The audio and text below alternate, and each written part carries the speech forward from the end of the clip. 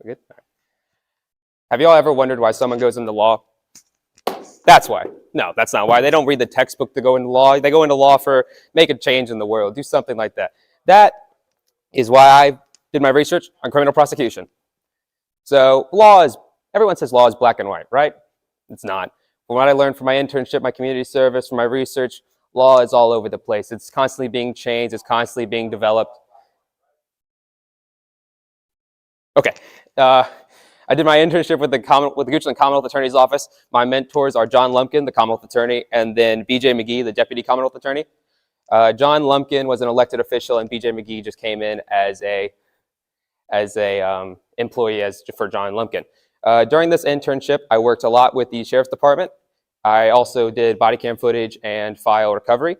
For the body cam footage, I would review all the different scenes, crime scenes, and files that came in for John Lumpkin, or Mr. Lumpkin, so we can go into circuit court or district court, which I will talk about later on, to present the evidence and prosecute the person. One case that I have in specific is we had an officer, Deputy Farkas. He was at a traffic stop on 522 near the 288 interchange. Under the influence driver slammed into his cruiser and smacked into him while he was talking to someone against the car. Body cam footage showed that the driver smacked into the front end of the car instead of the back end of the car, like he said. So we were able to disprove what the officer said, but also prove that he did still hit the car. He just didn't pin the officer in by the cause of the crash. That was able to bring in evidence also from the person that was driving. He was drunk, but he was also able to describe the accident because he had a body cam in his car. So I suggest having body cams in your cars so you can cover your CYA yourselves. We went into district court. District court is traffic court. We spent so much time in traffic court. You sit there from 9 a.m. to 12 a.m. listening to deputies read off case number 14444. This is some guy that went 9 miles over. No one wants to hear it, but it's part of the job. It's part of the Commonwealth Attorney's Office.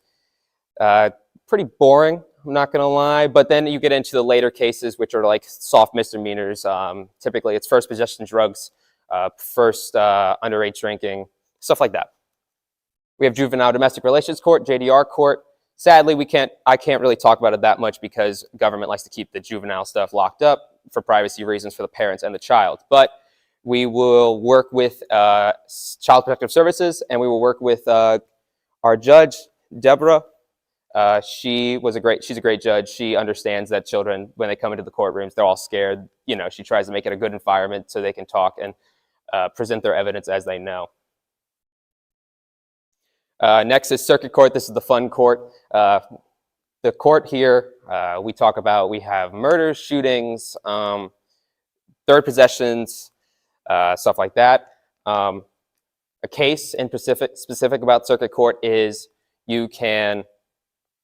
someone had a third DUI possession charge in Goochland County, but unfortunately they had technically 4 possession charges because they were charged in Charlottesville for a second DUI after they already got charged for a second DUI in Goochland. But because Charlottesville laws are different, they got charged for another second DUI instead of a third DUI and going to jail instantaneously. So I saw that people could be having that person proved to be guilty. That person could be the person that everyone turns on, says they're guilty, and then the evidence shows that someone else is guilty. Jobs at the Commonwealth Attorney's Office is to make sure that that person is not thrown in jail because other people think he was guilty. We're supposed to take the facts, take the body cam footage, and go and show that that person was not the actual killer, the actual speeder, the person that was under the influence. That is why we defend the people that no one else defends. We also defend the people that should be defended. It's vice versa. There could be people that were pointed at that say guilty and the evidence shows them guilty. We have to be prepared for that, and we could know that person. We could be family friends with that person, but that person is still guilty. You still must use that evidence against them. So that is one hard job of the Commonwealth Attorney's Office. My community service, I brought our local registrar in for a register to vote day. He brought in a mock ballot and a voting machine. He talked about all the stuff he does at the registrar's office and why it's important to vote. I wanted the kids to know this because they can have a say in the laws we make. They can vote for the representatives that vote for the laws. They can vote for the laws for the representatives. it helps impact, it could help prevent what happens with Charlottesville and Goochland. They can have 3 DUIs and 2 DUIs charged in different counties. It could help you vote for those different things. So I wanted to show the importance of voting and the importance of being able to have a say in what your laws, what your community does. For my reflection, this process definitely helped me learn a couple things about Commonwealth Attorney's Office, the criminal prosecution, and how boring some parts of the criminal prosecution can be. But all in all, the whole span of Commonwealth Attorney's Office, the criminal justice system, is you are there to protect the people. You are there to charge the people that do not want to protect their community, do not want to support their community. You're not there to make friends with the criminals, to make friends with the people. You're there to provide evidence, you're there to say the facts, and you're there to charge the people that are guilty. It is unfortunately black and white, but it is not black and white because of how politics and other stuff turn. So that's what I've found. For future students, I suggest you don't procrastinate.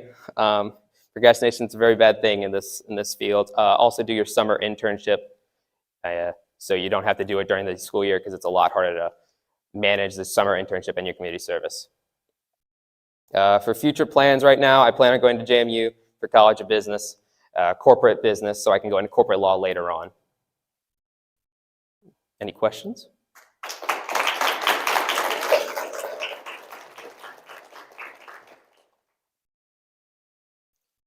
Right. Yes, oh, go ahead.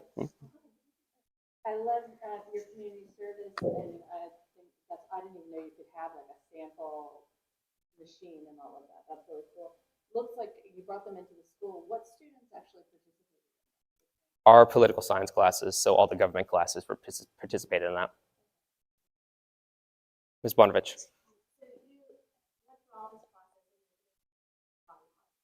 What did you learn about yourself?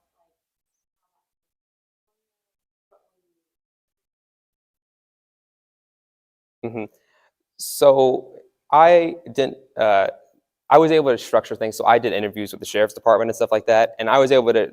The main reason why we knew the officer was lying was because of the body cam footage, and because I said a couple questions that were kind of rigged against him because I saw the body cam footage, and I have a way of asking questions to where the truth comes out more. Kind of something a lawyer needs, and I can talk a lot. It helps a lot there. Any other questions? A couple of your examples were about DUI, and I'm just wondering, was that like because of the frequency and the proliferation of that sort of offense? We saw a lot of DUIs here. We don't see a lot of drug possessions. We see a lot of DUIs with alcohol because that is one of the few things that circuit court and district court deal with. So all over the state, if a Goochland deputy stops someone in Louisa, typically they'll be transferred over to Goochland because Louisa courts are full. It's just a manpower issue too. So we typically see a lot of DUIs with alcohol. Yeah. Cool. That was fun. That was great. There you go. You want that? Mm-mm.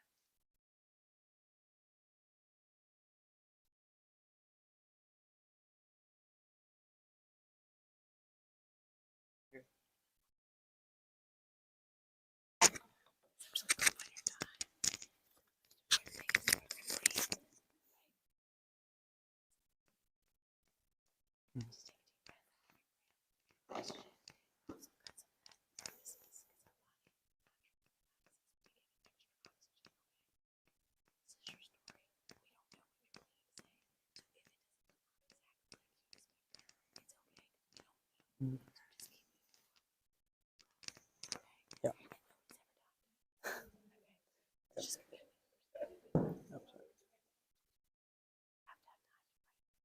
Okay.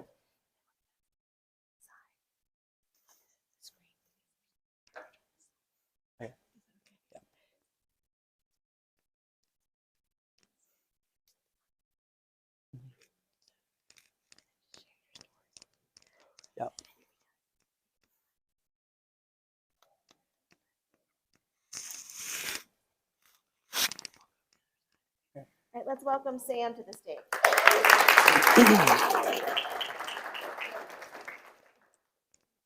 Well, I'm Sam Williamson, and I did my project on increasing efficiency in engineering.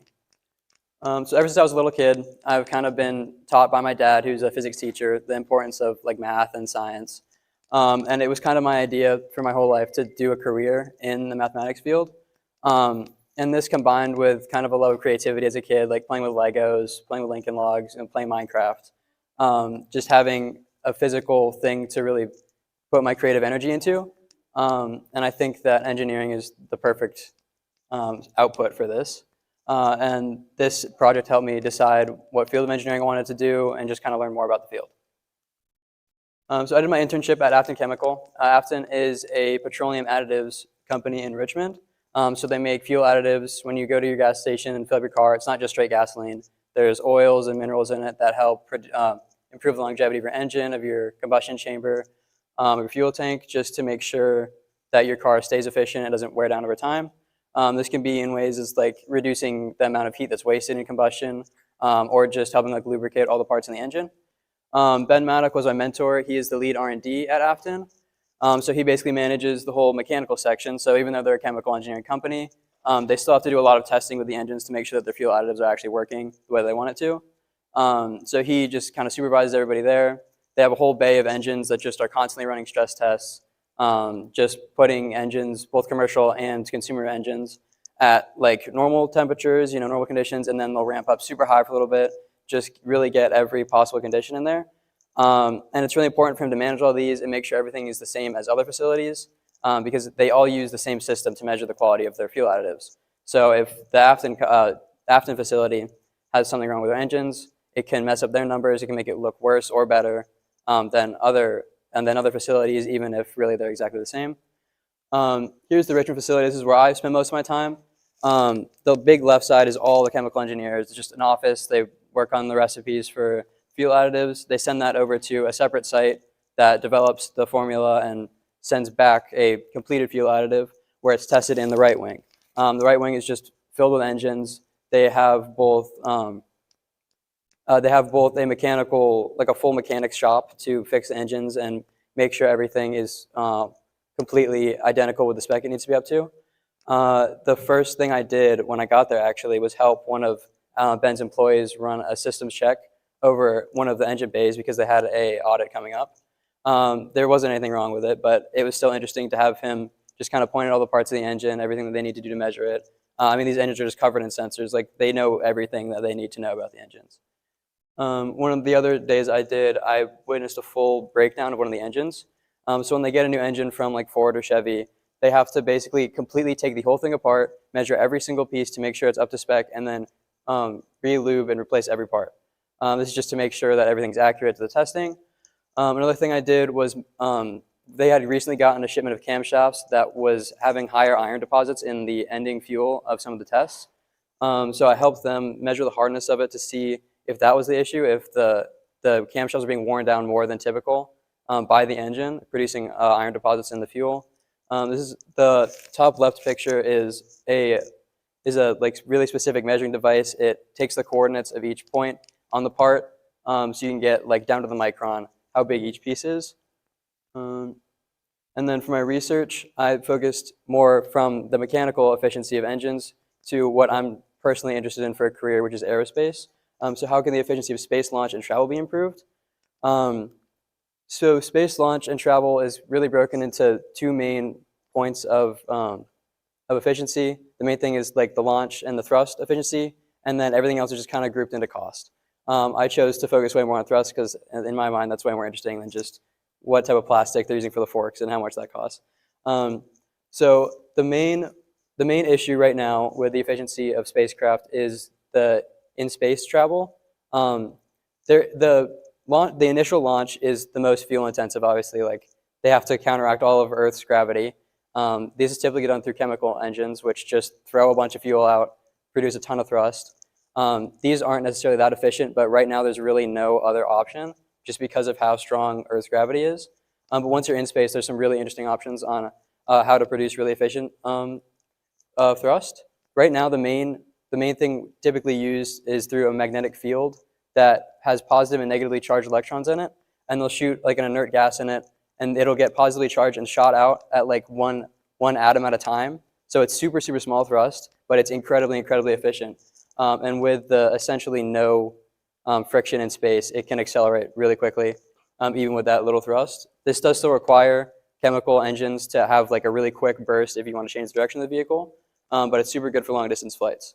The main thing I found through my research was the newer engines, or the more theoretical engines. The first is the solar sail. This isn't necessarily theoretical. It's been tested. It's proven to work. They actually used it on some newer satellites. It's just, it doesn't even use fuel. It has basically a large mirror. And when the sunlight hits the mirror, it creates a little bit of pressure, and that little bit is just enough to push it. And this is basically compounds and compounds and compounds. And over a month, it can be going extremely fast. There was a research done at the University of Alaska, and they showed mathematically, in a perfect situation where there's absolutely no friction space, which is impossible. There's like little particles everywhere. It could essentially reach the speed of light. This is obviously super impossible for us, because if it hits a single particle going that fast, it's just going to immediately disintegrate. But it is incredible. It's basically as efficient as it gets. Like, it doesn't use any fuel. It's just taking light. It's taking a massless object and making it produce thrust, which I think is really incredible. But I think that's truly the future of space travel, especially for long distance flights. And then on the left is a picture of a warp drive. This is extremely theoretical. It basically is warping the time and space in front of the ship to pull it along. This is like the theory for faster than light travel. I just think it's really interesting that the smartest people in the world legitimately think that this is possible. I think it kind of makes Star Trek and Star Wars seem a little more real. But to answer my research question, I think that the solar sail is the future of space travel. And there's a lot to come in the future, and I think that we might see like inner solar system travel realistically within our lifetime. So for my community service, I worked with my colleague Bill Belcher to produce an energy efficiency plan for the school. So these are the energy bills for the school. They spend roughly $35,000 a month on electricity. So we spent some time looking over these, trying to figure out what we could improve. And the first thing that came to mind was solar panels. Right now, our solar panels are like the two outside. I mean, that might power a water fountain, but it's not going to power the school. So our solution was to use all of the free space on the roof, which there is roughly 100,000 square feet of, to put solar panels on there. So we spent a lot of time doing the calculations, how much that would cost, because it is very inconsistent with how they price the solar panels, especially for commercial versus consumer grade. It would cost roughly $3 million, which is a lot, but it would be paid off in roughly 9 years. So the amount of roofing space we have would cover roughly 75% of the school's monthly electricity cost, and over 9 years it would be completely neutral. And after that, everything is basically just free energy. For my reflection, I think that the most important part of these projects is the internship. I think finding something you really enjoy, something you really care about, something you really think is going to impact your career is the most important thing. I think that might even be the most important thing I've taken out of Blue Ridge, is having the opportunity to go work in the field that I want to have a career in. I think obviously don't procrastinate. I think everybody in here procrastinated quite a bit. But I mean, even then, even with the procrastination, we still got here. I don't think that it's the end of the world. But I think choosing something you're truly passionate about is the most important thing. For my future plans, I plan to go to Virginia Tech to right now study mechanical engineering. I'm still kind of considering between aerospace and mechanical. I know I want to work with planes or space in some way. Yeah, any questions?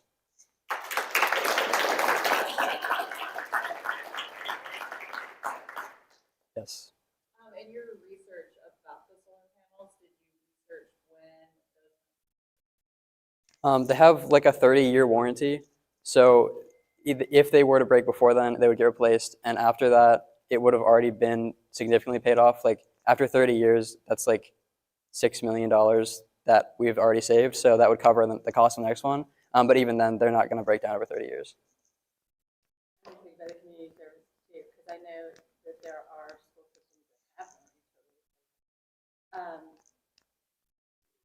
You talked about getting to that cost neutral point.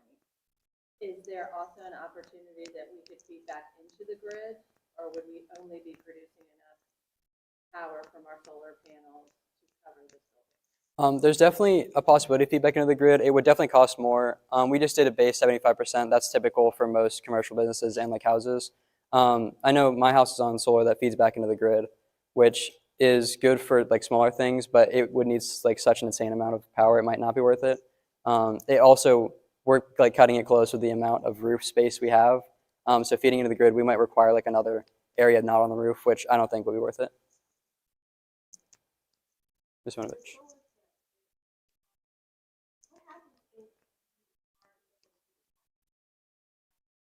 So because the solar cell gains so much speed, and there's very, like, even though there are little particles in space, it's essentially like a 99.9% vacuum. So if there was no, if it had sun for like a week and then it had no sun for another week, it would have lost like maybe 1% of its speed. Like there's not enough friction in space to decrease the speed enough. Back to the community service again. Did you get a chance to share that plan with like anyone? We talked to Mr. Hahn. We are going to do a draft to send him a full, like, here's what we want to do, a 5-year plan. We have like planned out stuff. We just need to talk to him about it. Lynn Forbes, he's in charge of all the Oh, facilities. okay. That's your guy. I'm sure. Okay, thank you.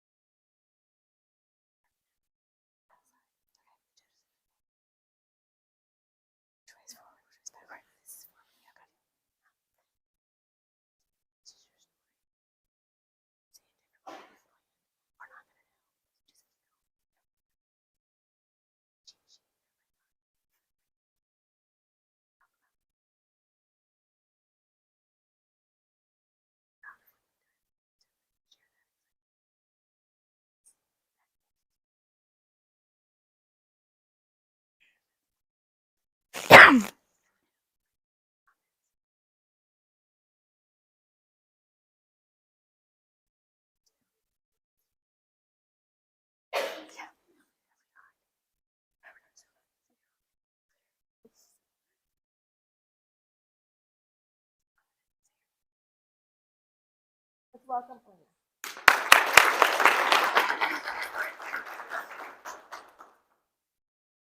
Good morning, everyone. My name is Elena Dewey, and my topic for my senior project is engineering with purpose.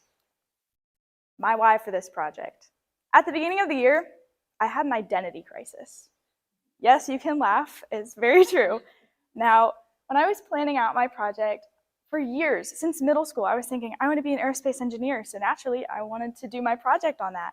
But I started looking into it more, and I began doubting a little bit if that was something that I really wanted to do or not. So I decided to have my topic studying multiple types of engineering to try to figure out what career path would be right for me. My research question for this project is, how do personal interests and skills align with different engineering disciplines, and how can this positively influence a student's choice of career paths? So for my research, I first looked at 5 general types of engineering, which were mechanical, industrial, civil, electrical, and chemical. And then under each of these 5 types, I looked at 3 subtypes, which added up to 15 different types of engineering that I was researching. And then for interviews, I interviewed 3 different people. Miss Evelyn Wenzel, who is a graduate from Virginia Tech with her degree in civil engineering. My dad, who works at Capital One as a senior distinguished engineer, and he's actually a computer engineer. And then also Mr. Christopher Gersh, who works at NASA as an aerospace engineer.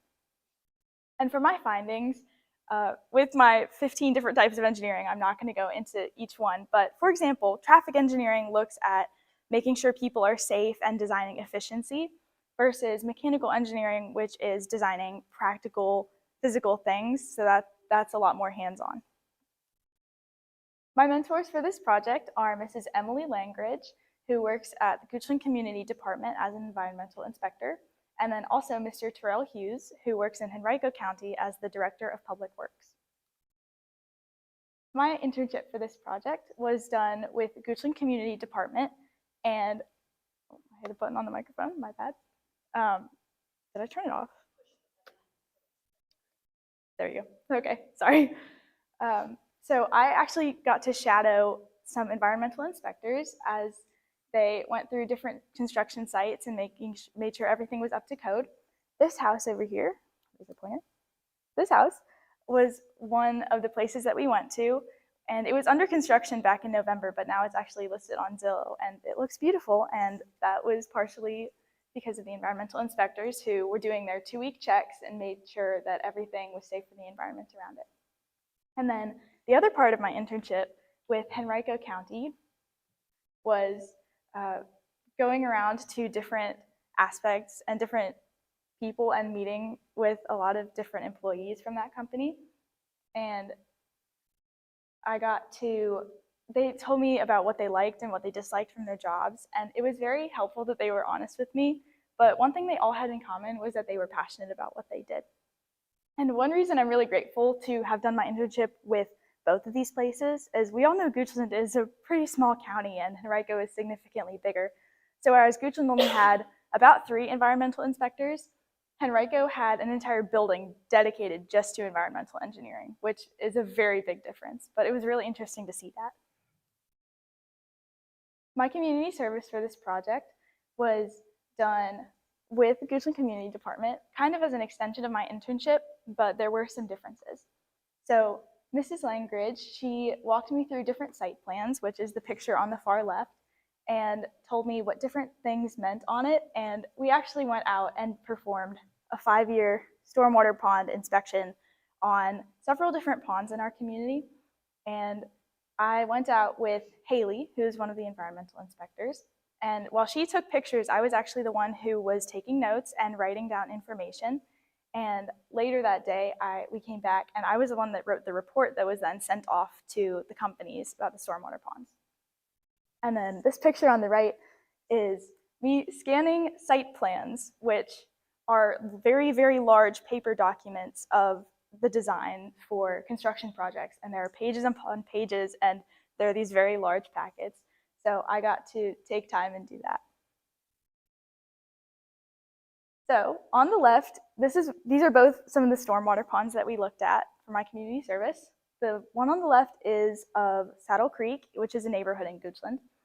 And as you can see, along the edge, it's kind of brown and there's not really very much there. So what permanent stormwater ponds actually need is something called an aquatic bench, which is vegetation that holds up the side of the pond, making sure there's no erosion that falls into it and that it will be maintained over time.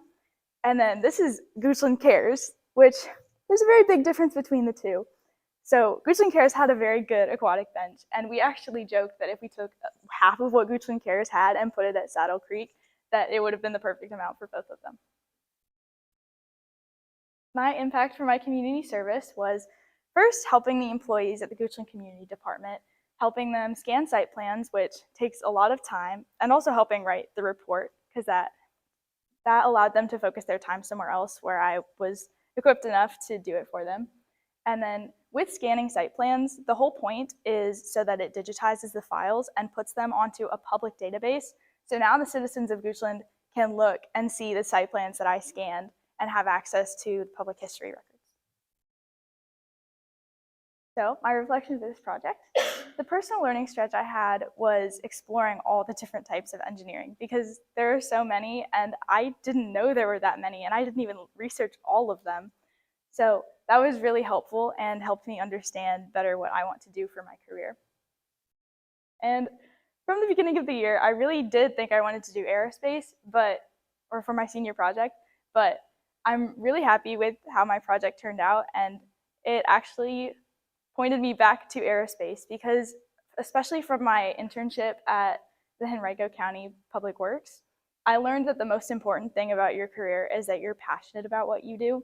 And I really do love the night sky. I love math. I love all of that and space exploration. So I'm really excited to pursue a career in aerospace. And then my advice for future Blue Ridge seniors, especially the current juniors, is to make the most of your class time. You will hear a lot today that you should start early, and that is entirely true. But a more practical step is trying to get one thing done of your project every single class. While I felt like I started behind coming into the school year because I didn't have my internship already lined up, I was consistent in emailing people and doing research. So I ended up ahead of some of my peers by the end of the year because I was so consistent with what I did. And don't wait until Miss Reard has to tell you to do something that was due 2 weeks ago or a marking period ago or a semester ago. So another thing is don't stress about your topic. Just find something you're passionate about. And my 3 interviews that I did, I had actually done those anyway. Those were not necessarily part of my project to begin with. I had talked to those people because it was important to me to find out about these different types of engineering and try to figure out what I wanted to do my career in. And then finally, have fun with your project. Enjoy the experience because most seniors who are not Blue Ridge students will not take advantage of the opportunity to have an internship.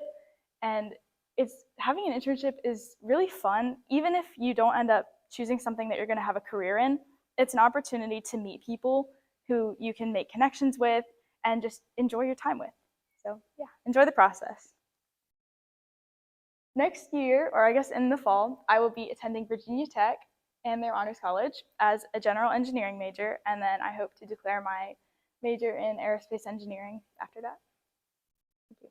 Oh, questions?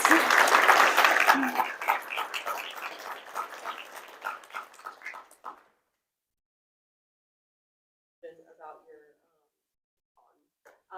is there something that they are going to be required to do because they didn't have that bench, or is there like a report that just goes to the community? How does that work?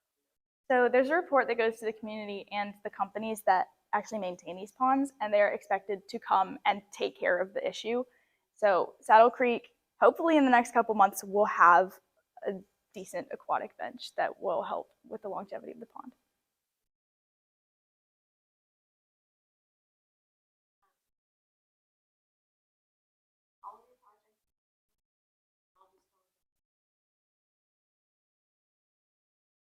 I think there were definitely some difficulties in trying to figure out how everything was going to fit together because I had my community service and then it wasn't what I thought it was going to be. But I'm really happy with how it all fell into place. And it really did. It kind of unfolded as the year went on. And I think future seniors should just kind of let it happen. Because if you're being proactive and you're taking steps to get things done, then you'll end up having a final product by the end. Exactly. I'm interested in the fact that you were able to do your different locations. Love that you juxtaposed. How are you able to make that connection? I think a lot of Blue Ridge seniors are intimidated by the idea of getting outside their personal connection. How do you make that? Well, Terrell Hughes is actually a guy who goes to my church, and I knew he was a traffic engineer or in civil engineering, So I kind of had that connection, and my dad knew him, and my dad kind of introduced us to each other. So that was really helpful having that resource. But still, just reaching out to people, and like even if you're scared, just doing it anyway, because what are they going to do? You have nothing to lose.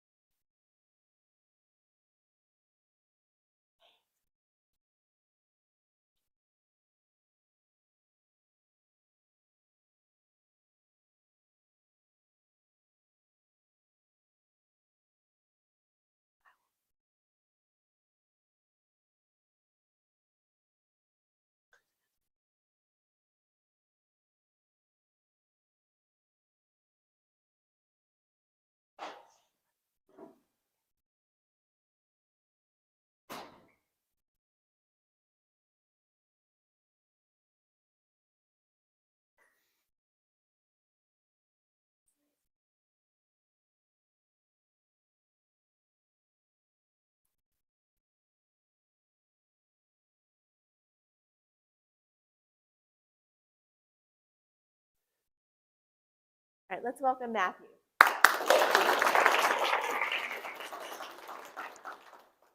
Hello, everyone. I'm Matthew Frago. This is my senior project.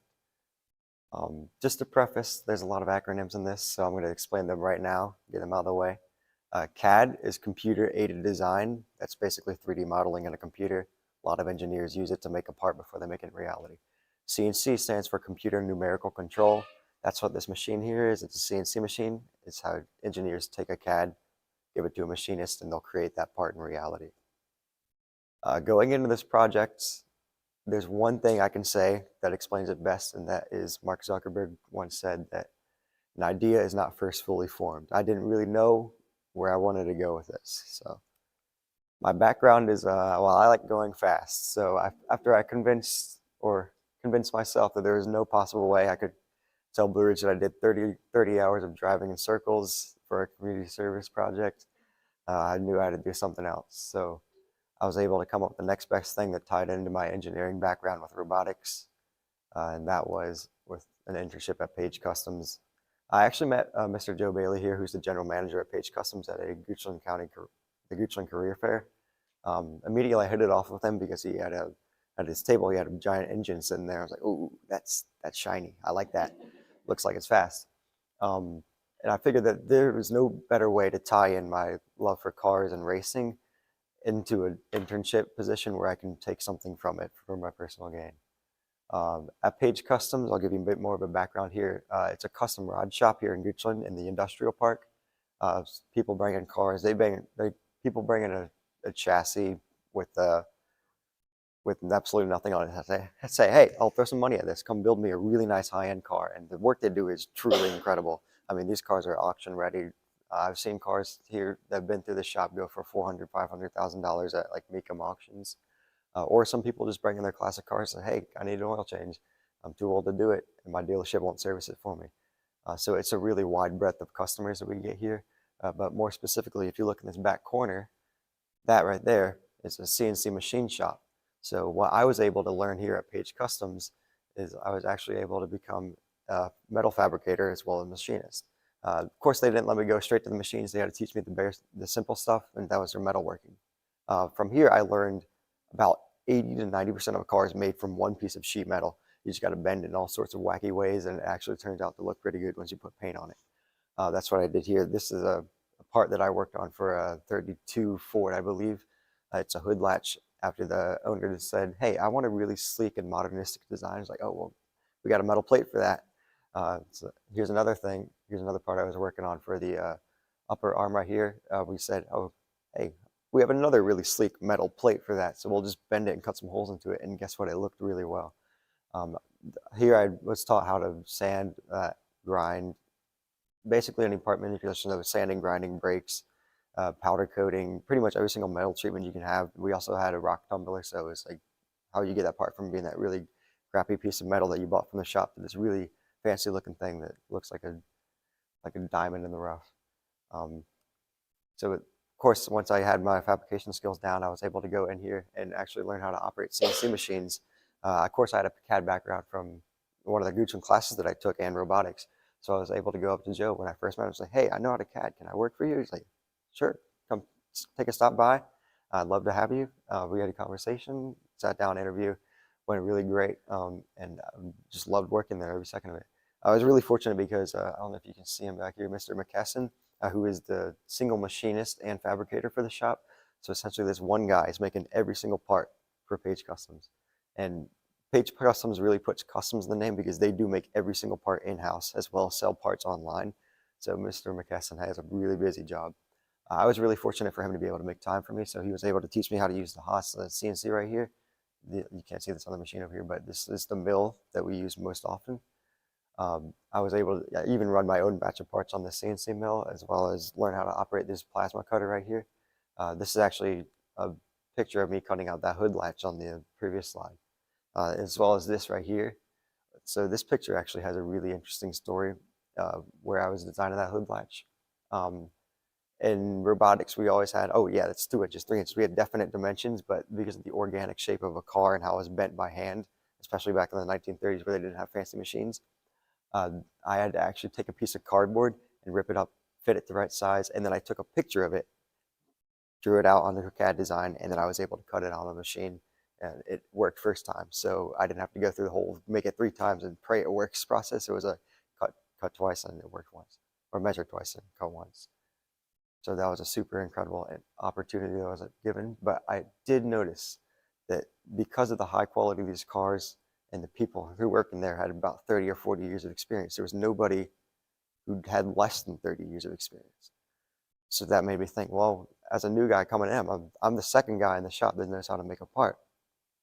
Where's the rest? Where are you going to hire once Mr. McKesson retires? Who's next? Who do you go to next? So that got me into my next part of the project is how do we bridge that generational skills gap? So in my research, I was like, is this a real genuine problem or is it just one thing that's happening at the shop? And it turns out it was actually a generational problem. There are a lot of open machinist positions with nobody actually coming into them. So I'm like, well, how do we fix that? So of course it's just get up and teach them.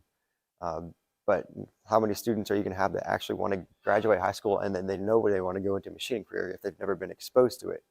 So my next thought process was like, let's bring it to the high school. Let's give them some exposure the same way that other students go to biology class and say, oh man, I really don't like this. I'm going to do engineering for sure. So I went and talked to the CT department. I was like, hey, can you tell me a little bit about any exposure that you have to CNC programs? Like, oh, well, we don't really have any. It's like, oh, would you like one? So that's where I started doing my research. I targeted my research to, would this program actually be beneficial for a school for more than just the students? And the answer was yes. Right here is a list of the hard and soft skills that machining can give you. Of course, you have your lathe operation, you have your communicative skills, soft skills, because you as a machinist have to take from the designers and tell them, hey, I can't make that part. I don't have the tools for that. So you have to be able to work with the design process like that. as well as other technical skills like mathematics. You need to be able to understand the geometrical constraints of a machine. You also have to understand machine programming, which isn't like Java or C++. It's its own machine program. It's called G and M code, which I was able to learn because of Mr. McKesson. It's specific machine codes. G code stands for geometrical code, which tells you the position to which a machine can go to, which is precise up to a thousandth of an inch. And M codes are simple machine, like machine programs, like tool changes, turn on the coolant, stuff like that.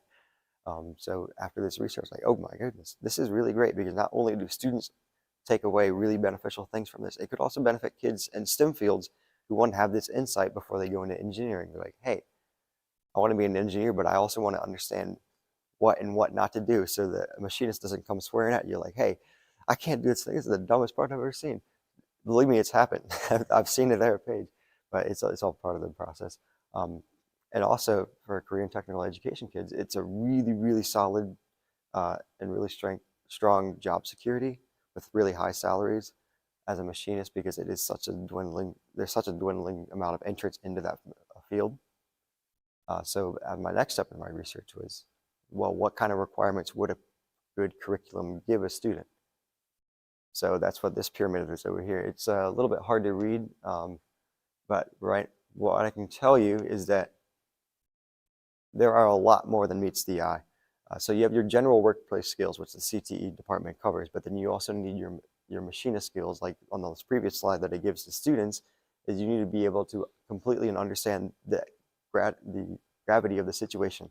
These are expensive machines. They're up to $40,000. If you crash one, you're having a bad week, and your boss is also having a bad week, because he's got to call the manager of the companies. He's like, hey, I had a machinist make a $40,000 mistake.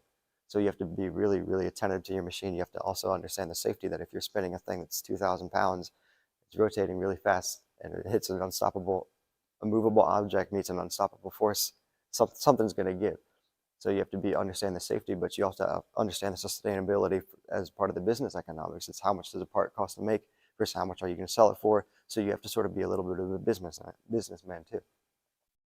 So those are the things that you have to understand that would be beneficial to a machinist curriculum. So I'm like, well, why don't I just take from current curriculums at trade schools? So that's exactly what this right here. This is a CV from, I believe, UTI, which is a NASCAR trade school in Charlotte, North Carolina. It shows you, it has different kinds of machining classes and things on it. So it's like, oh, well, how do we combine these and offer them at Goochland High School as a way to give an impact to the community and teach students? So that segues into my community service, which was I was like, hey, let's buy a machine. It'll be great. So I reached out to like 50-something companies, and I was like, hey, give us money. I really want money. I want to buy a machine for Goochland. And only about one of them responded, like, hey, we'd love to do this. The other 49 just didn't respond. It's like, oh, well, that makes sense. There's only about a 5% response rate. That's to be expected, especially from my background in robotics fundraising. But even then, we didn't actually come to a point where we're like, hey, we want to give you some money because we want students to come work for us. But that actually, in between me sending these emails and receiving this one email, I was talking to a career and technical education teacher. I was like, hey, I've been doing all this research. This machining stuff is really great. It could benefit both students, schools, and teachers for the opportunities that it provides. Why don't we have it? And I was in his classroom, and I looked into the corner. There was a giant box with a blanket covering it, and it was a CNC machine. I was like, hey, you already have one. Why are we not using it? And he was like, well, we never had the time in our curriculum to use it. And that's when it clicked. The solution is not to throw a bunch of money at something. The solution is you have to structure something before you can take initiative and then go throw a bunch of money at it. So that's what I did here. There's a machine that we uncovered. I was like, hey, I need an interested student. I've made a curriculum. I want to test it, see if it works, see if I can then give it to the teachers and have them try it out. So that's what we did. We cut out a little wooden maze that I have in my backpack. I'll pull it out after I'm done presenting. We made this little wood maze, and of course, hopefully, or as we wanted, we encountered some constraints as to how long it takes the machine run would be completely unreasonable for how long a class period is. It took us about 2 hours to cut this maze, which is kind of crazy considering the class period's 90 minutes and you'd want to have every single student make something like this. So that's another constraint that I had to run into, adjust the curriculum for it, and The good news from this is that after I figured this all out, I went back to that teacher and said, hey, I made a curriculum for this. Can we try it?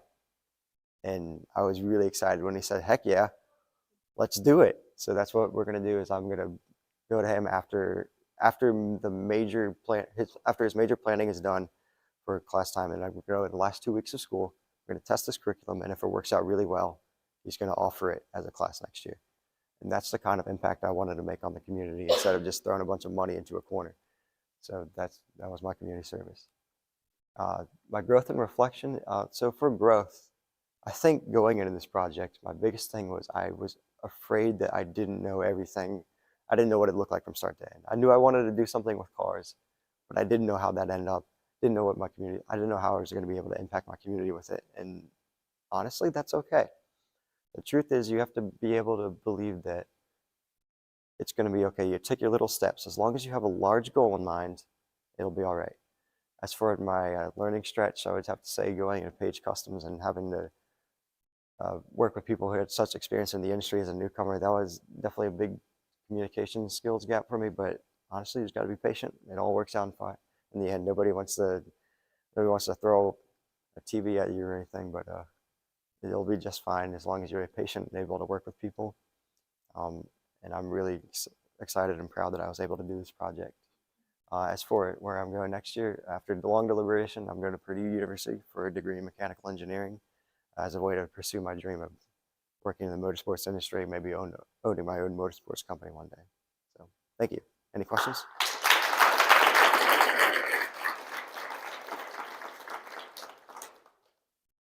Any questions? Not that means yes. I love how you kind of building that was the research and then it sounds like so will you actually or is it how's that going to work? Yes, so I actually do get to teach the curriculum. Well, of course, with the teacher, because if he were to be teaching it next year, he wants to see what it looks like. So what it looks like is we'll probably go into the CAD class after the students have learned how to completely CAD. And then I'll teach an addition to that curriculum, which is called the CAM, which is computer aided machining, which it's the programming in the CAD that bridges between the CAD and the CNC machine. It's how you program the machine within the CAD. Then you just take a little thumb drive with a bunch of G&M files, plug it in the machine, press run, and it runs the program. It's really awesome. Yes. Yeah, so we scaled down the sizes of the student things, and we're also probably going to offer, if a student wants to make a bigger project, they'll have to come in after school on their own time to do that. But that's really the way to work around it. It's like you can't speed up a machine without it being dangerous. So safety was really the number one thing. Like, hey, I don't want to speed this up, so we're just going to scale down our projects. And to be honest, that's completely fine because it's not like students are going to be taking home like a giant engine block every day after school. So that worked out really well in favor of us. All right. Yes.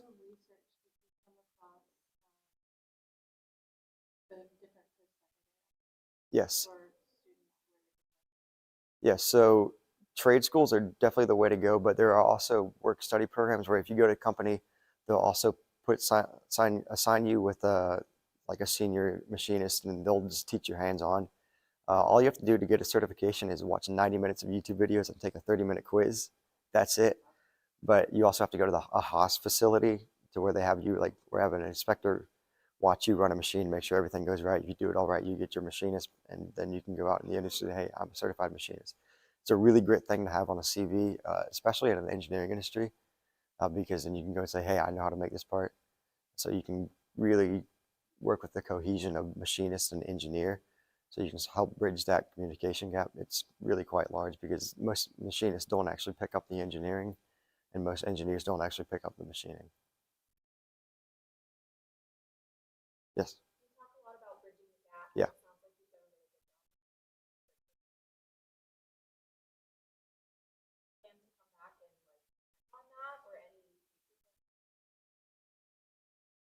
Yes, so me and the teacher are quite close. I had him in middle school, and we just stayed connected from there. So while Purdue is a bit far away, I always email back and forth with him, talking about racing and stuff like that, as well as keeping up with the curriculum. Because if there's anything that I can do to help him with that curriculum, I have all these opportunities available at Purdue where I say, hey, here's a workaround that me and some students get this discussed. Here's how we can attack this, of course. So that's it. Connor. Yeah. That's a great question. The machine that I showed in the picture actually can't do metal because it doesn't have the strength to do it, and the bit sizes are a little bit smaller and more fragile to do metal. So we'll continue to do wood while we're at it. Of course, a metal machine costs a lot of money. A decent sized one would be about $40,000, which that's a big chunk of money. Thank you.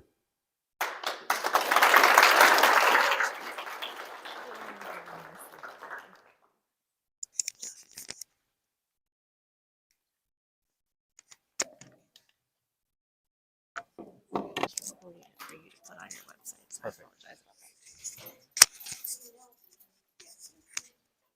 All right, everyone, we're gonna take a quick break. Take about 5 minutes or so, go to the restroom, use the street, and we can be back.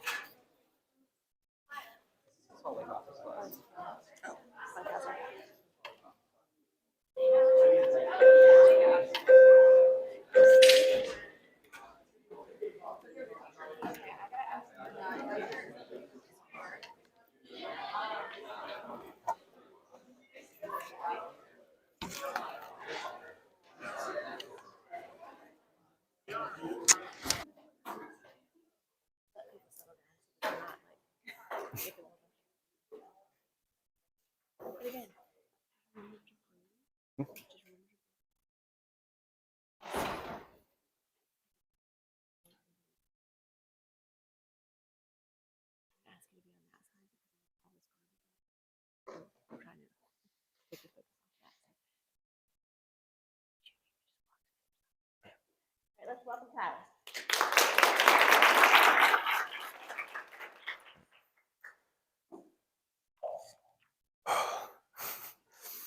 All right. I see a lot of people here, teachers, students. I know some of you love being here, some of you hate being here, right?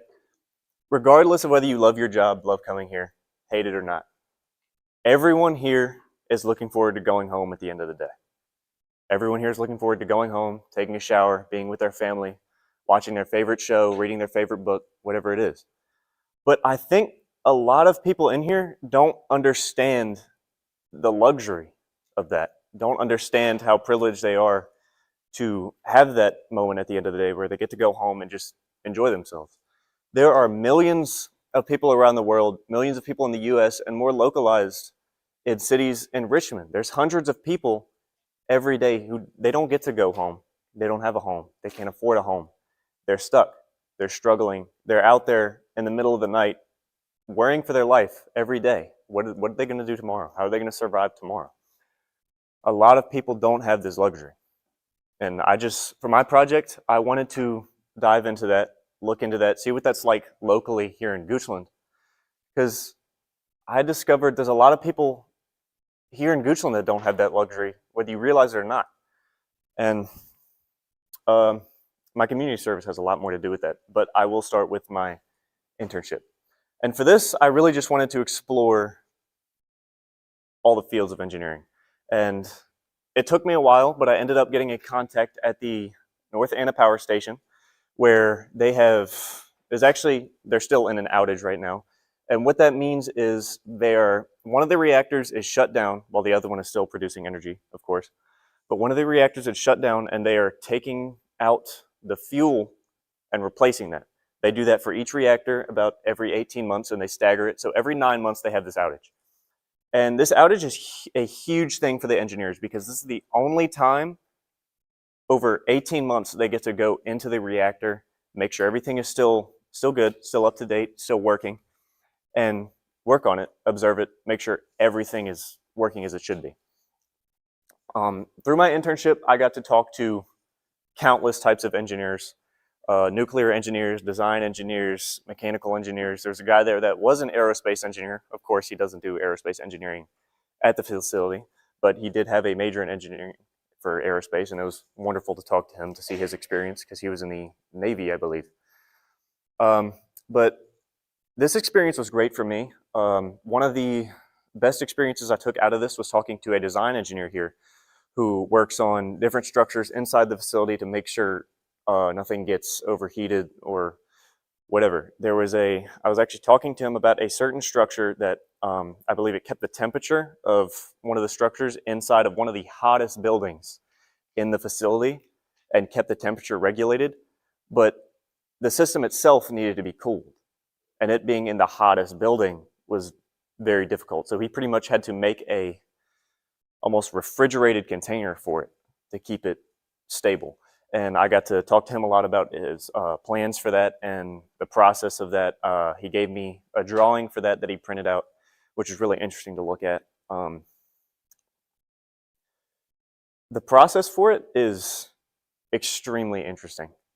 There's 60, 70 page documents they have to write out for this, exploring the process of it, seeing the practicality of it, what's going to work, what's not, just drawings and drawings and drawings until he finally gets to that one design that does work.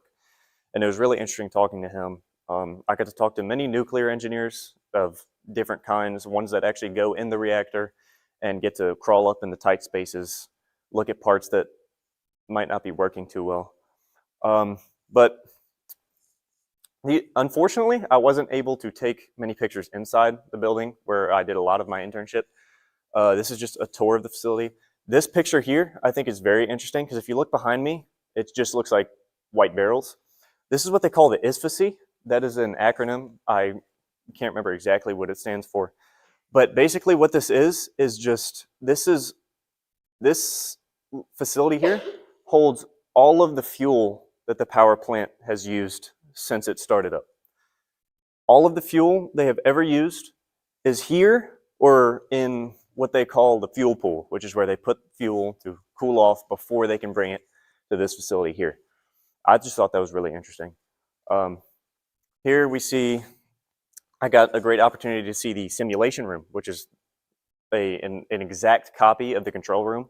Every time they update something in the control room, they update the simulation. That was really interesting. I got to run the earthquake simulation, which shows how everything in this room reacts. It's extremely overwhelming. The people that actually work in there and deal with all of that are extremely impressive with being able to deal with all that. You got alarms going off, everything shutting down, dials spinning. It's a lot to deal with. And then back to my main thing, the privilege of being able to go home. I was able to work with Habitat for Humanity, which is a great experience for me, not just because of here we can see, basically what I did was I helped them build a shed. I did come in kind of late for this year's project, so I wasn't able to help with the house at all, but I was able to help build this shed on the side of the house, which doesn't seem extremely relevant, right? But the big experience with this project was being able to talk to who we can see here. His name is Donald Kuntz. He's a higher up, a president in the Habitat for Humanity organization. It was great talking to him. He explained to me kind of what they do, how it all works. Essentially, these houses aren't just built and given away for free.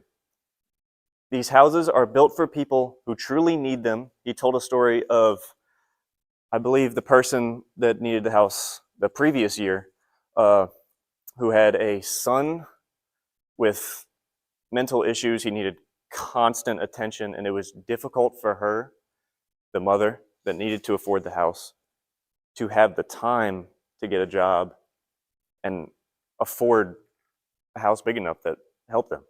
So he was able to work with them, and essentially the people that are in need of the house that will be purchasing the house, they help build the house. And that's how kind of they help pay off their debt with that. And here actually, when we're inside, this was us when we were eating lunch, we were taking a break, and the woman who took this picture is the woman that was buying the house this year. And it was really interesting talking to her.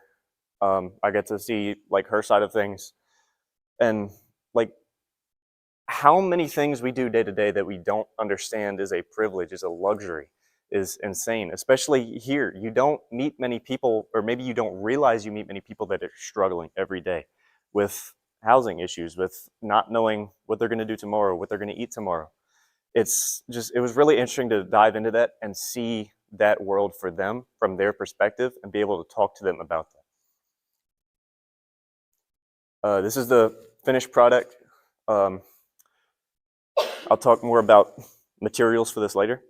But for my research, I wanted to see how we can connect engineering to affordable housing.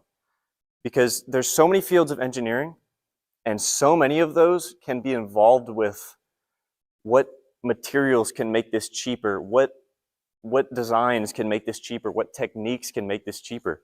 Because a lot of the expenses isn't just what goes into the house, right? There's labor required, there's land required, there's plans required, and it's not all going to work the first time. It's a process. And the main thing I took from this was materials are extremely important, and design techniques and just design overall is extremely important. And materials isn't as straightforward as you'd think. It's not just the cheapest material that's the most structurally sound. If I go back here to the shed here, this siding, it doesn't look too special.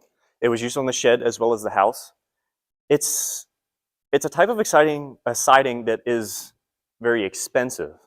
So it's not what you would think to use for a house that you're trying to make affordable. But the reason for that was this siding is, it's covered by insurance. It's extremely fireproof. It's extremely durable. So in the long run, over time, it'll help a lot. It'll cheapen the house up realistically.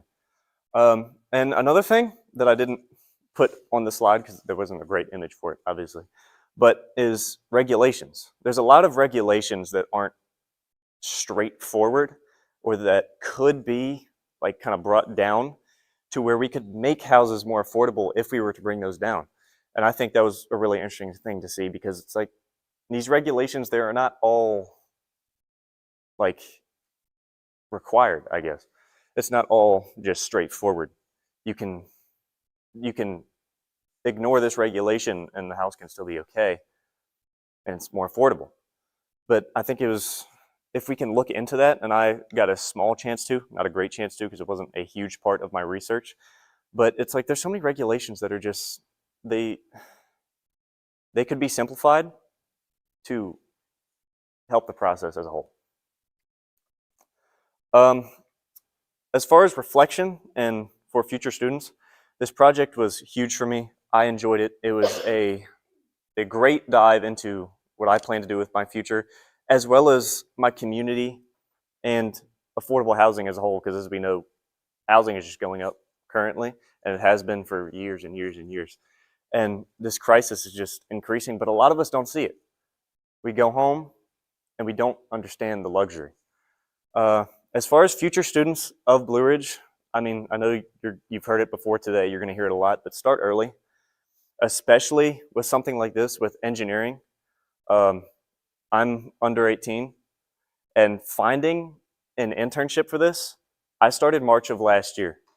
I've toured multiple facilities.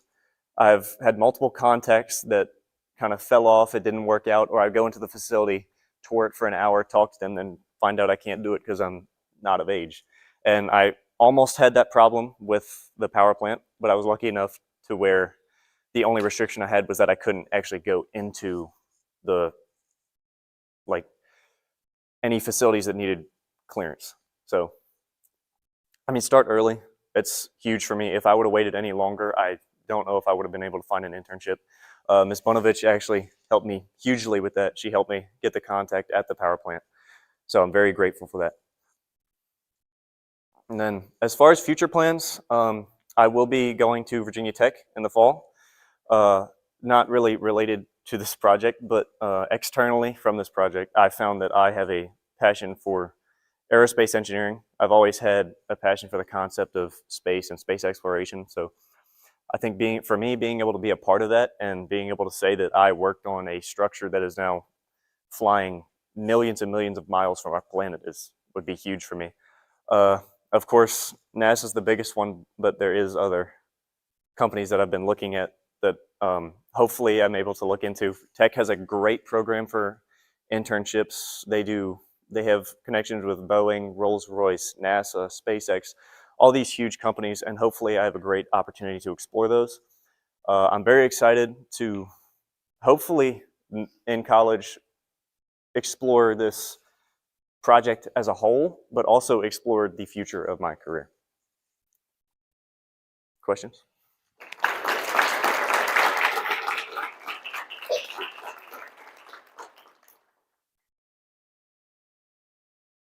Yes.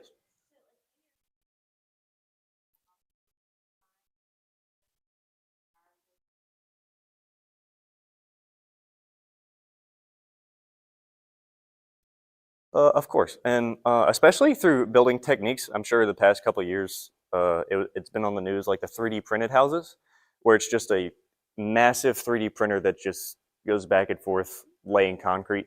That's an extremely innovative way we could do that, and if we could cheapen that up, that could really help the price of housing, because I mean, it's just overall cheaper. I mean, there's plenty of other techniques that are still being explored, still in the planning phases. And I think as far as materials, it goes back to, again, it's not always the cheapest material. Like I said, that siding is one of the more expensive options, but it's also one of the more price efficient options.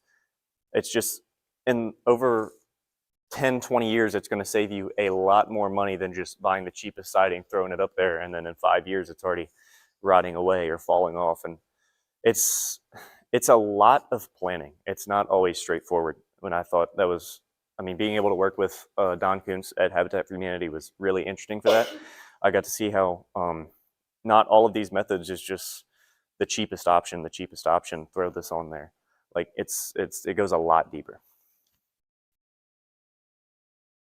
What was the biggest stretch for you personally in all of this? Because you were kind of, Habitat for Humanity. Where did you find yourself stretched and growing in it? I feel like as far as my learning stretch for this project was just, I've always been more interested in aerospace and mechanical engineering. I tried to like stay in that circle for a while, but I realized for this project, there was bigger things that I could do. There was so much more that I could do. And I think I did do my community service first. So finding that Habitat for Humanity opportunity was huge for me. That allowed me to go out of my comfort zone, kind of explore that side of it where it's more engineering for a much bigger purpose for someone in need. And it was really interesting for me. And that's kind of how I got to the power plant, which, I mean, initially seems irrelevant, but it was a great opportunity to explore those different kinds of engineering. Like I said, the design engineers, civil engineers, mechanical engineers, I got to talk to a lot of them. It was huge for that.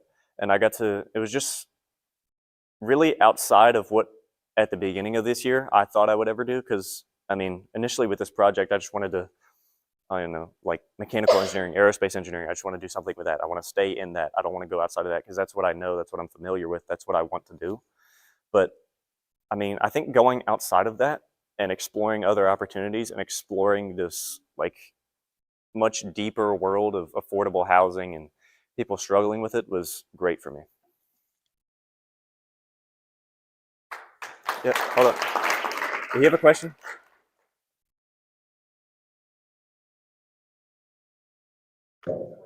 Yeah. Well, I was talking to one of the nuclear engineers about that, and he said that they store it in that. I'll go back to the image. It's you can only see a very small part of it, but there's this section here. You can see this area here, and there's also another one behind all these white barrels. Essentially, they store it here and in that fuel pool I was talking about because they have to store it until the government can come pick it up, and they take it to a can't remember the exact name of it, but it's pretty much a big hole out in Nevada where they dump it and eventually bury it so it's non-harmful to the environment whatsoever. It's really interesting. But essentially, the government just hasn't come to pick up this fuel yet, so they just have to hold on to it until they do. I'm not sure how much they have to have before they come pick it up or if it's a government choice. But if it continues like that, the nuclear engineer I was talking about said it'll probably go in this space here, which you can't really see in the photo, but they'll have to extend that fence out, build another row of storage for that fuel where it's secure and not harmful. But really, they just store it because the government hasn't come to get it yet and throw it in a hole.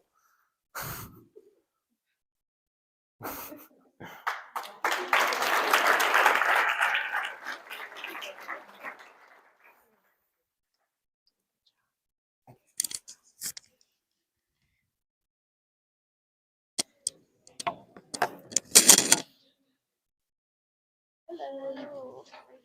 I'm good. How are you? Thank you. Alright, so let me get your presentation up and then I will for a minute. So mine's a link to it. And I just put that in there just in case it didn't work or something.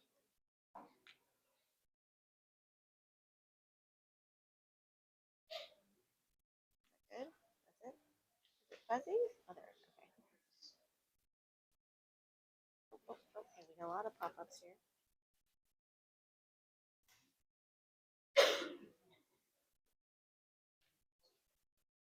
All right, good.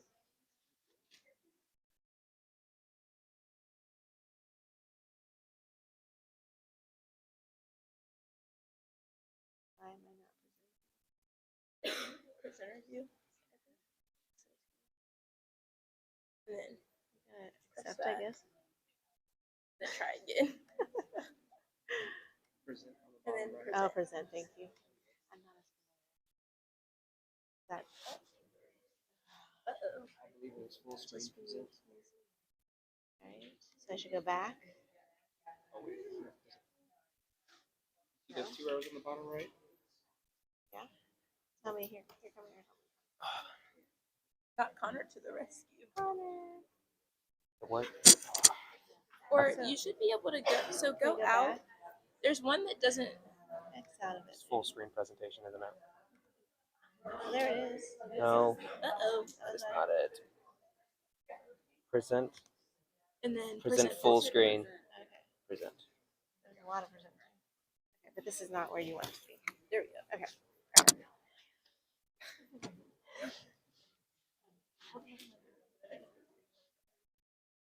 Yeah. If you touch that and it's on you, back on. Okay. Forward and backwards. Forward, backwards.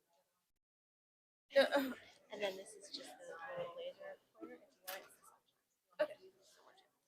I'm gonna put this on you. You get this right here. And just remember this is your story. So if you forget something, move on. If you remember something you need to add it back in, right? It doesn't have to be exactly as you planned or have it in your mind, right?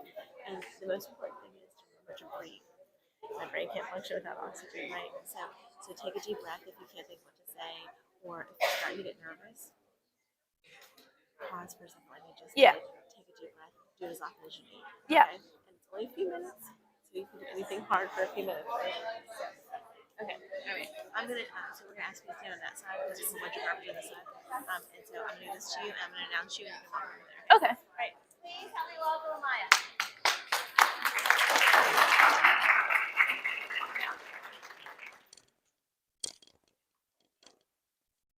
Hi everyone, my name is Amaya Wilkerson and I did my senior capstone project on disparities in women's healthcare. So, why did I decide to do this project? To give you a little bit of background on me, I've always been interested in all things healthcare. I've loved researching and learning about all things within the topic, but this is my why. So just to explain what you're looking at the maternal mortality rates in the United States based on race. And I don't know if you've noticed, but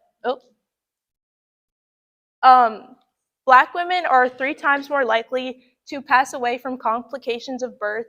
And when I found this statistic out, I was really curious on why this was happening and what we could do to try to reduce this. So this brings you to my research question, which is, what are the most prominent disparities within women's healthcare and how can we reduce them? For my research, I focused on 2 main subgroups, being racial and socioeconomic, within racial, there was two main disparities that I kind of researched on. And the first one is racial bias. We all have bias. I have bias. You all have bias. And the problem is when our medical professionals, when their bias affects the care that they're providing, then we kind of have to figure that out and find a solution for that. And one of the solutions is implicit racial bias training. And this is super important because when individuals have negative experiences with healthcare providers, it makes them less likely to trust the healthcare system, and it makes them less likely to seek medical intervention in the future, which is very important because less medical intervention leads to poorer outcomes. Another disparity that I noticed within the racial factor was, as I talked about previously, the gap with the maternal mortality rates. So yeah, as I said earlier, Black women are around 3 times more likely to pass away from complications of childbirth. And the most prominent causes of death among Black women is complications with preeclampsia and eclampsia, which is a condition that can develop during pregnancy and then also after pregnancy. It's typically characterized by high blood pressure, and then eclampsia is basically when you add seizures on top of that, which can be very deadly. Some solutions to this disparity would be for greater education given to women diagnosed with this condition or women that are already genetically predisposed to this condition, because Black women are more likely to be diagnosed with this. So yeah, greater education, and then also the use of monitoring at home. So a lot of the times now, doctors will tell their patients to take their blood pressure at home so that they can monitor it and make sure that it's within normal limits. Another thing that could help this is the use of doulas. Doulas are individuals with informal training, but they are medically trained to support women during pregnancy and after pregnancy. And this is somebody that they can kind of confide in and tell their symptoms if they don't necessarily feel comfortable talking to their doctors. But their doulas can tell them that looks concerning. You should definitely go get that checked out. And then the other group that I focused on is among socioeconomic factors. So specifically low-income women. A lot of times these women are not insured and they have trouble accessing transportation, which makes it very difficult for them to access specialized care. And sometimes they don't notice that there's a problem until it's too late. So that also leads to poorer outcomes. Some solutions to this disparity would be for greater insurance coverage, like Medicare. Another way would be through telehealth services and mobile clinic services if they have trouble getting transportation. These services aren't necessarily as effective as, going to the doctor's office or the hospital, but they're better than nothing because they can at least tell them if something serious is going on, so then they can ensure that they definitely go to the hospital if something's happening. So yeah. In my research, I noticed a couple of other things. Number one, historical background matters. So when you're looking at why Black Americans might not trust the healthcare system as much, you kind of have to look back into what may have happened in the past that caused this. So a couple examples would be the Tuskegee syphilis study. Another one would be the forced sterilization of Black women. And since these things didn't happen too long ago, the impacts of them are still showing. Another thing that I learned is that disparities exist everywhere. They can affect women of all walks of life. There's disparities among elderly women, disabled women, and women that speak other languages. Another thing that I also saw a lot of is that there is a lack of research on women's health. There's a lot of different medications and medical devices that they don't study how sex impacts how effective they are. So that's something that definitely needs to be studied. And this also ties back into why historical background matters, because in the 1960s, the FDA put a halt on clinical trials done on women of reproductive age unless they had a serious illness because of the thalidomide scandal, which I won't get into, but this wasn't overturned until like the early 1990s. So for that whole portion of time, they weren't running as many clinical trials that they could have been. And then I talked about potential solutions. We have mobile and telehealth services. We have racial bias training. And then that brings me into my internship. So my mentor was Miss Robin Lawson, and she is a women's health nurse practitioner at VCU Health. She was amazing, and she was a great example of compassionate and educated, wonderful healthcare providers. She took the time to tell her patients what was going on and trying to ease any concerns that they had. So since I'm not going to get into what I did each day, I'm just going to point out two things that I thought were really cool. On the left, you'll see like a little iPad, and then on the screen is a virtual interpreter. So basically, when somebody comes in and they don't speak English and they don't have an interpreter on site, they're able to go to this application and get interpreters on the iPads. And I didn't even think of what they would do if they didn't have an interpreter, but I realized that this is a solution to a disparity that non-English speakers might face when seeking healthcare in America. And then to the right is a picture of yeast under a microscope. I didn't know that nurse practitioners were able to look and diagnose things under the microscope. I thought that that was only for somebody whose sole job was to look at these things. So I thought that was really cool. Miss Lawson, she showed me how she set up the slide, and then she showed me what I was looking at. And then that brings me into my community service. I benefited my community in two different ways. The first one being activism. So I volunteered with Birth in Color, and they had an advocacy day at the Virginia General Assembly. And we basically went and we lobbied for different bills that would help marginalized communities, specifically marginalized mothers. So yeah, that was really cool. And that picture is me and my group with Delegate Ray Cousins. The other portion of my community service is that I held a feminine hygiene drive at my church on April 5th. We collected around, I think, 154 pounds of items, and you can see my whole trunk was stuffed. It was awesome. This is me with my mentor for my community service portion. In the middle, Keisha Winborn, she helped me organize it and set it up. And then the other two ladies are just ladies that go to my church, and they help me run the event. This is me with all the stuff at Goochland Cares.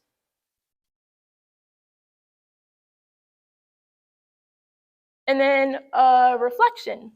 So I'd say I definitely learned a lot from this experience. I learned that the path that I'm pursuing is something that I'm actually interested in.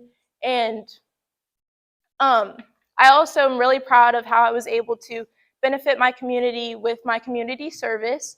Some advice that I have for upcoming Blue Ridge seniors and underclassmen is definitely, as everybody else said, just don't procrastinate. Definitely stay on top of your deadlines. And I say, even if the deadline is way further into the future, you need to start as soon as possible, especially when it comes to scheduling things like your PLE or your volunteer opportunity, because especially if you're volunteering somewhere in a medical space, because a lot of times those who are under 18, it's really hard to obtain those. So definitely start as soon as possible.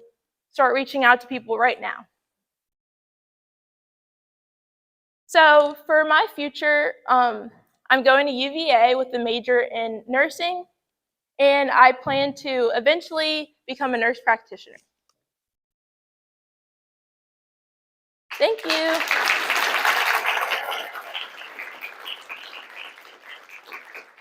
Any questions, Malachi?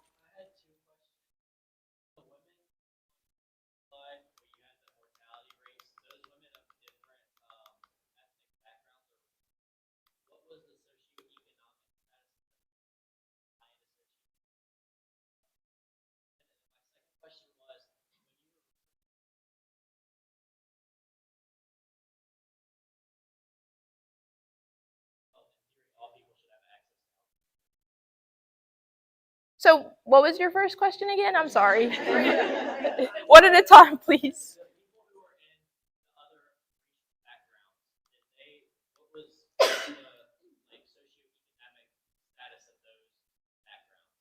So throughout my research, I noticed that socioeconomic factor didn't play as big of a factor as I thought it would in the maternal mortality rates.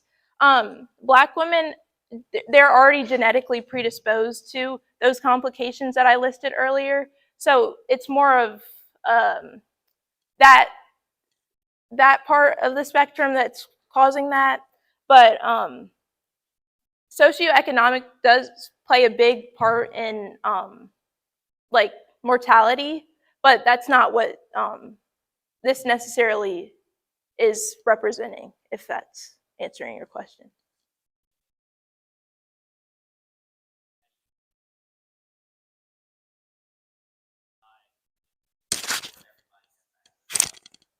I didn't necessarily look specifically for universal health care, but a lot of other countries that are just as like rich as the United States, their maternal mortality rates are a lot lower, like across the board.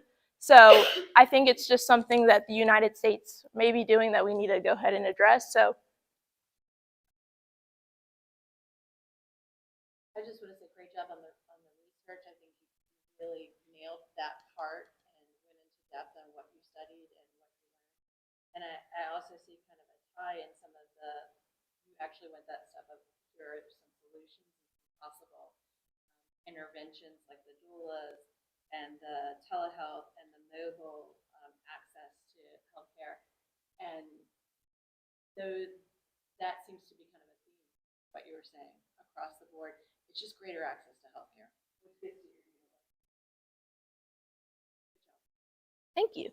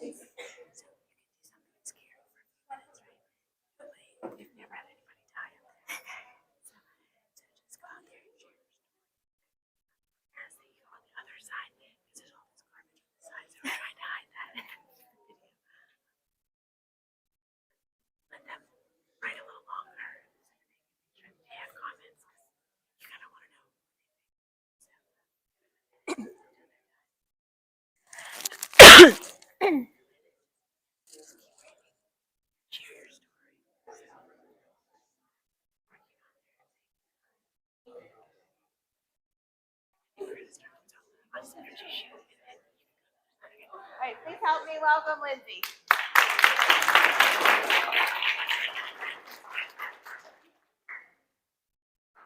So for those of you who don't know me, my name is Lindsay Roberts, and I did my presentation on childhood illnesses and their effects on family. So a little bit of a background, I have grown up with medicine always in the back of my mind because a lot of my family members are doctors or in the medical field, and I didn't really pursue an interest in it myself until I reached high school and was able to take elective classes like sports medicine and nurse aid, which really showed me that I do have a passion for medicine. And then alongside that, I have a really large extended family with a lot of young children. And so I've always grown up watching them, babysitting them, or just like any family function being around them. And once I reached high school, I realized that I could kind of connect these two passions together, and I was interested in being a pediatrician.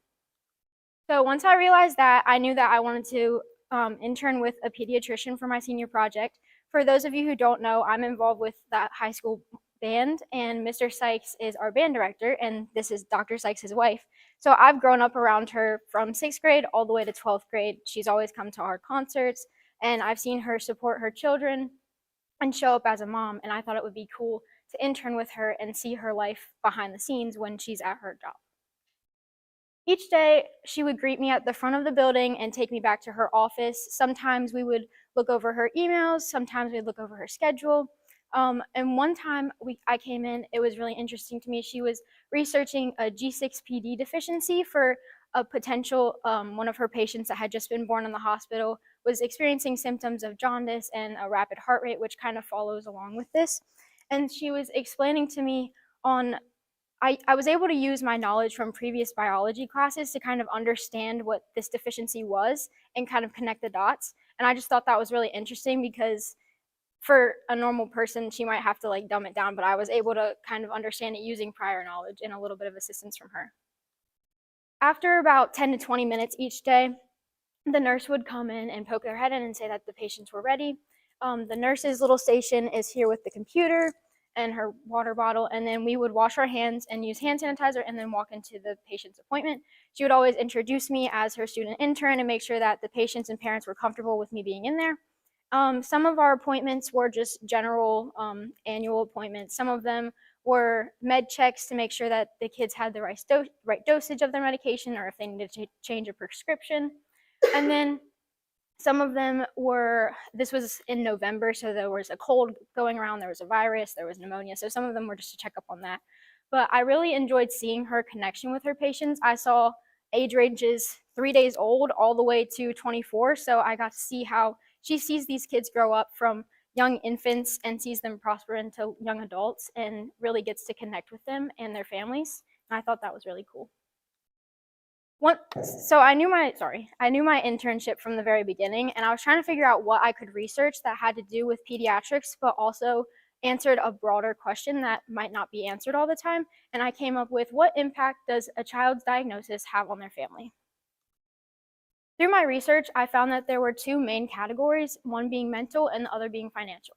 So for example, if a child is diagnosed with cancer at a young age, that is not an expected hardship for a family, so it can be very tolling on the parent's mental health. They often fall into a depressive state thinking, what could I have done differently? Is there something that I did that could have caused this? Or sometimes just being in denial about the illness in general. They also experience symptoms of grief, not necessarily grieving the physical person, but grieving the past life of that child and their family, like how their family was structured before the diagnosis, and then also grieving their child's potential future. Back to the cancer example, even if they are able to overcome this diagnosis and overcome their cancer diagnosis, they're still going to carry it with them for the rest of their lives. They're still going to have they're still going to be a kid that experienced cancer as a child. So that can be really hard on the family to think about. And then for siblings, they often feel like they're being overlooked or shoved in the background because their parents are focusing on this child that's going into hospital appointments and stuff like that. So that can also be really difficult. And then for the financial burden, there's things like doctor's appointments, medicines. Sometimes they have to have at-home care, so that can be a lot of money. And then also travel expenses, not just going to them, but sometimes they have to go to a specialist that might not be in their state, so they have to travel long distances for that. And then alongside that, they have to take into account which parent is going to take off of work. Can they get paid time off? Can they work remotely? Do they have to quit their job? So there's a lot of financial impact that goes along with that. After I did my research, I knew that I wanted to interview someone other than Dr. Sykes. I got a lot of good information from her about her career path and what she did to get to where she is. And my dad actually texted me that he was at an event with Mayor of Richmond, and he, if you don't know, is also a pediatrician. And he was talking to him about my senior project, and he said he would be happy to interview with me. So I set up a call and I interviewed him. And I thought it was good to get his perspective because he has not only been in the healthcare profession in hospitals with patients, but he's also seen as mayor of Richmond the concerns of the public health around Richmond. And so he confirmed a lot of the stuff that I found through my research. And then I also asked him about things specifically in Richmond that were there to support these families. So for the mental aspect, they have a lot of therapy options for families that are going through this. And they have also group therapies that help a lot with making the families feel like they're not alone and helping them in this time of whatever they're going through. They can talk to people that have already been through it or that are currently going through it, and that can help a lot. And then for financial, there are a lot of programs like the Ronald McDonald House and St. Jude that raise money to help collect funds to help fund for medical expenses or even housing and stuff like that. For my community service, I researched a bunch of different things, and I ended up finding this organization called Cards for Hospitalized Kids. They are stationed in Chicago, Illinois, and basically people like me can send in cards and ship them to them, and then they will take those cards and ship them out to McDonald houses around the whole US. And so I thought that with a little bit of help from my sister and a friend, and we were able to make about 40 cards for Easter. So each of these cards, the fronts of them all said either Happy Easter or Happy Spring for some of the kids that don't celebrate Easter. And then the inside all had an inspirational little message and then either a drawing, or I made a lot of these construction paper bunnies because one, they were fun to make, and if I was a kid, I would like seeing that. They were all unique in their own way, so the different colors, different patterns, all that stuff. And for my impact, this is a picture taken from their website. They also have a lot of testimonies and stories on their website. And parents have said that for their kids, they can sign up to get these cards. So sometimes they'll get them weekly, monthly. It just kind of depends on the kid. But it gives them something to look forward to in this dark time. I know for me, whenever I was making each card, I thought about the kid that would receive it. I thought, would they like a bunny? Would they like eggs? Would they like dinosaurs? Things like that. And so when they open these cards, it shows them that people around the world are able to think about them and that they're not alone. And for the parents, they get to see their kids all excited and ready to open these cards, and it can just bring a light into the darkness that they're going through. For my reflection, I had a lot of difficulties with finding community service. My original plan was to hold a drive and raise money to make little care packages to bring to kids in hospitals, but I realized with the amount of time that I had and the amount of money that it would make these kits how I wanted them to be, it just wasn't very realistic. And so then I started looking at areas in Goochland and Richmond and started contacting a bunch of different places. I had little to no luck with getting responses, and then also like a lot of fun making these cards, but it definitely was a challenge in the moment.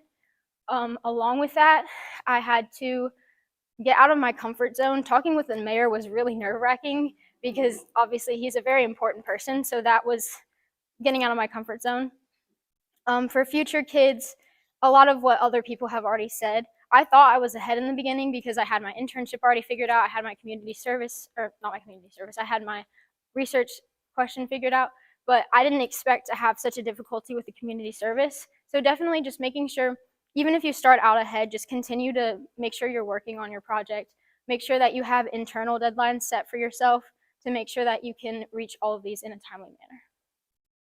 For my future, I plan to attend Virginia Tech and major in neuroscience, and then after that, I plan to go to med school. I would like to get my DO rather than an MD because a DO is a holistic approach to medicine, and I found that really interesting. Any questions?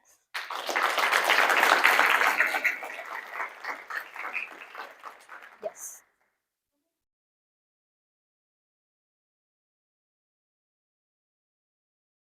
So I looked at a bunch of different majors that had to do with pre-med tracks. And neuroscience was the most interesting to me just because it studies the brain and how it connects to all of the systems in the body. There's also a lot of psychology that goes along with it, and that's really interesting to me. So it's kind of just one of those majors that can go on the pre-med track, and you can use the classes that you take to help get your prerequisites to go into medicine. Yes. In your professional learning experience, did you run into any you weren't comfortable with you being there? I probably saw about 10 to 20 patients each, maybe like 15 patients each day.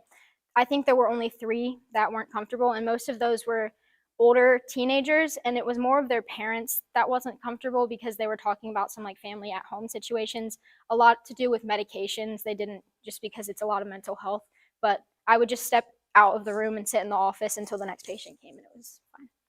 Yes.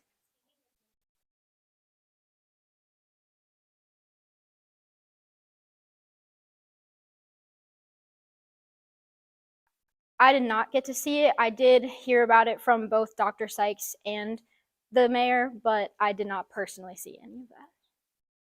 Any others?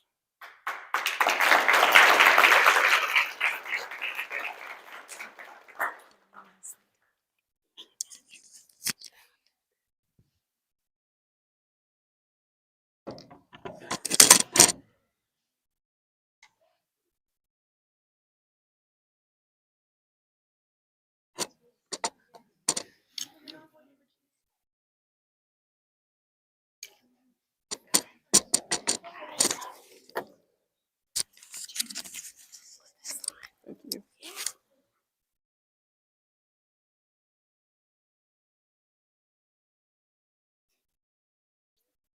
Just forward and backwards.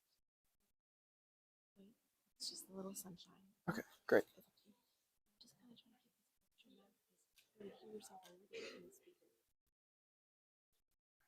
And then just we're gonna give the judges a few more minutes. They're still writing the comments. Okay, great. This is your story. Yeah. So we don't know what you're going to say. So Mhm. if you remember something, put it back in. Cheat sheet is behind you. Mhm. So look at the pictures. Yes, ma'am. And then Mhm.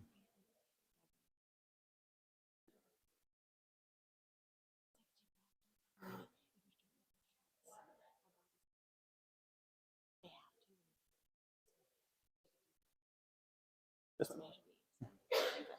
Great. I ask you to be on that side because there's all this garbage on this side. Yes, ma'am. All right, please help me welcome Will.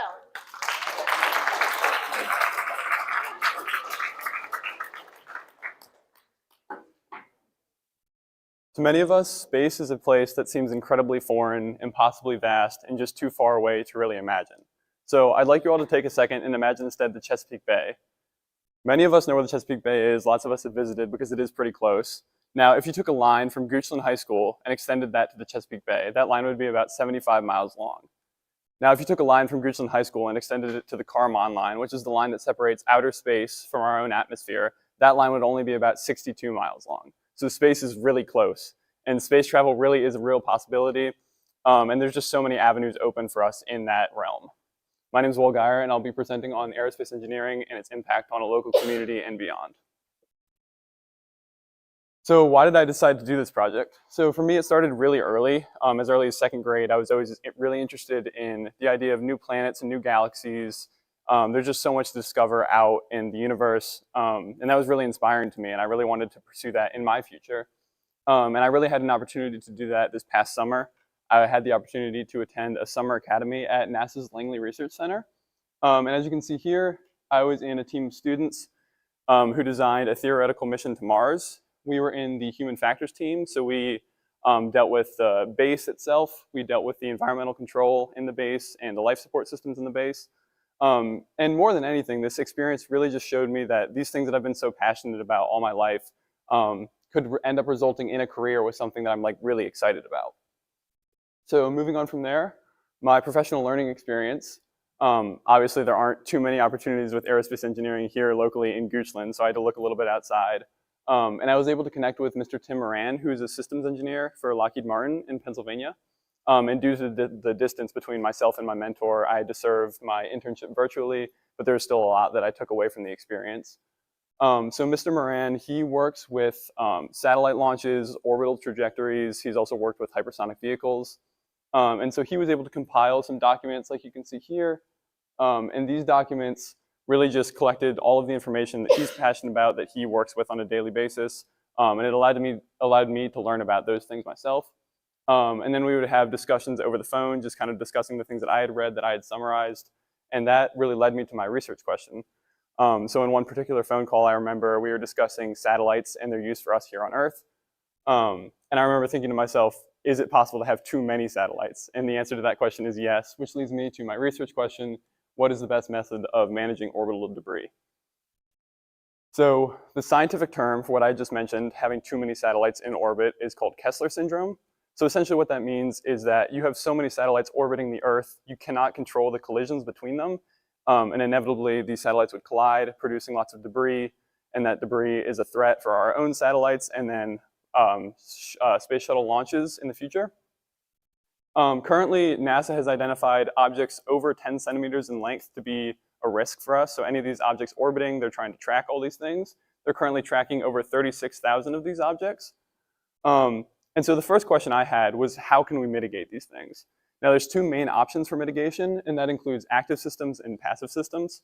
So active systems include boosters and ancillary propulsion systems that would be attached on board a satellite. So once the satellite reaches the end of its lifespan, it's no longer functional, they would activate the booster and move it to a more favorable position. And then we have passive systems as well, which are pictured right here. And that typically involves something like a solar sail, which Sam mentioned earlier. It utilizes sunlight to produce thrust, and it would be able to move those satellites once they're no longer functional to a more favorable orbit. And that was the next question I had: what would that more favorable orbit look like? And again, there's two options. The first of which being re-entry into our atmosphere. So typically these satellites are supposed to stay in orbit around Earth. They're not supposed to come back to Earth. So many of them don't have heat shields, but that's actually an advantage for us in this situation because we can direct these satellites back down to Earth, and as they're traveling through the atmosphere, they would burn up, disintegrate, which is a good thing for us because we no longer have to deal with them. However, the downside to that is that all of the chemicals in that satellite from all the different construction materials would enter the atmosphere. So this isn't an issue on a smaller scale because we're not doing a whole lot of damage to the ozone layer. However, if we were to employ this on a larger scale, it would become an issue in the future. So we need to look into other methods, and thankfully those exist. NASA has identified what they call a graveyard orbit, which is essentially a really wide orbital path about 200 miles away from the Earth, where these satellites can freely orbit and they would not be in danger of colliding with each other, thus reducing the amount of debris. So throughout my research, those are the two main options I found for mitigating debris. Now moving on from there, my community service, I did two main things for my community service. The first one's pictured here, the Goochland High School Astronomy Club, which I helped to found last year. And in the club, we study all kinds of things: stars, the sun, exoplanets. We've observed solar eclipses, and we also had an observing night this year where students were able to come out at around 6:30, 7 o'clock, and we had telescopes set up, and they were able to look at stars, constellations, different planets, things of that nature. And so really this club, it allows students to have an area to explore something they're passionate about without all of the other stressors that come along with school, whether that be homework, projects, tests, things like that. They're just able to come and talk about things that they're passionate about without any of those additional stresses. And then moving on from there, I also did part of my community service at Goochland Elementary School, where I worked with some third grade students on their GRIP projects. GRIP projects are a cumulative year-long project where students explore one topic that they're really passionate about. And for the students I was working with, it was space. So much like myself, they had a similar kind of interest at that age. And I was able to pass on the knowledge that I've gained throughout this year to them and hopefully set them up for success and put them in a position that I'm in right now where I'm looking at this as a future career. Reflecting on this project as a whole, I feel like I really stretched my learning in a number of ways. So the main one being my research question. That was an area I was totally unfamiliar with before this project started. I didn't even know the field existed. And so speaking with my mentor, he really helped me understand how aerospace engineering can be broken down into a lot of different ways, a lot of different avenues.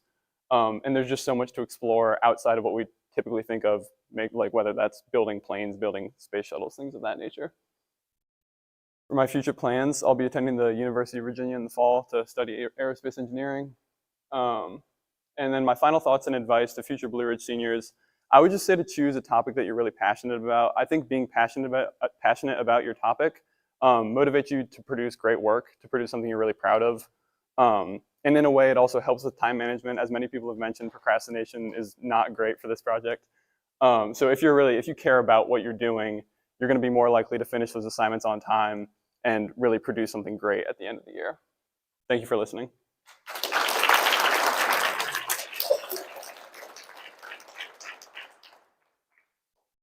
So I have great empathy for what you ran into with Lockheed Martin and the distance and all that. And what you shared with us, I mean, to try to do a professional learning experience and do it at a distance and do it difficult, right? It looked like he was giving you almost academic assignments, like to do a little research and learn more about the things you need to know. As an aerospace engineer, did it ever kind of delve further into the professional experience?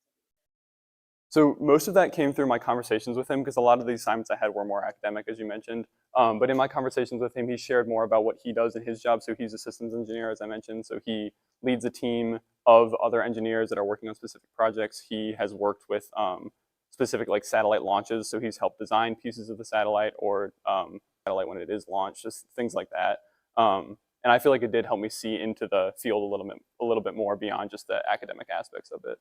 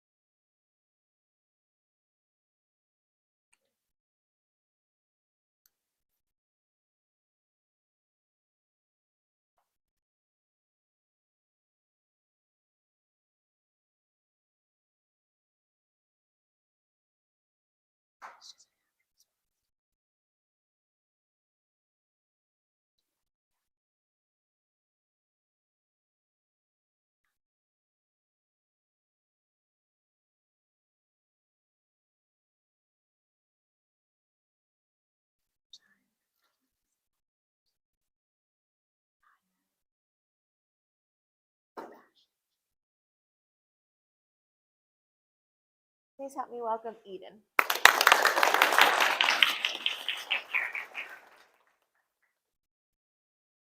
Hello, my name is Eden Rolligus, and I will be presenting on diversity in literature. Ever since I was very small, you've always been able to find me with a book in my hand. Even before I could read, I was pretending I could. So this led me to my research question. In what ways does access to diverse reading material affect the social and emotional development of children and adolescents, and how does banning such material harm them? I was homeschooled for most of elementary school, and so I always had access to all the books I wanted through my parents. But when I came to public schools and learned that there was often material that was prohibited from schools, I wanted to know why, and I wanted to explore that. So that's why I did my project on this. There's a couple definitions that I'm going to explain quickly before we get into my research, just because I think that they can sometimes be a little similar and sometimes get a little mixed up. A book challenge is when the book is initially presented to the school and said, hey, I might not like this book in our schools. And sometimes this leads to a ban, sometimes it doesn't. But then the book ban is when it is actually removed from the schools.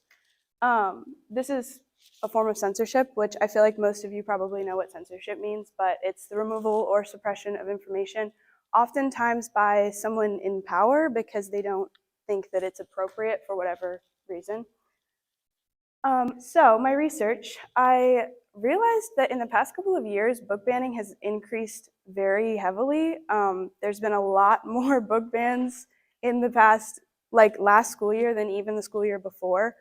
And I kind of wanted to know, like, who's challenging these books, what kind of books are being banned, and how does it affect the children in schools.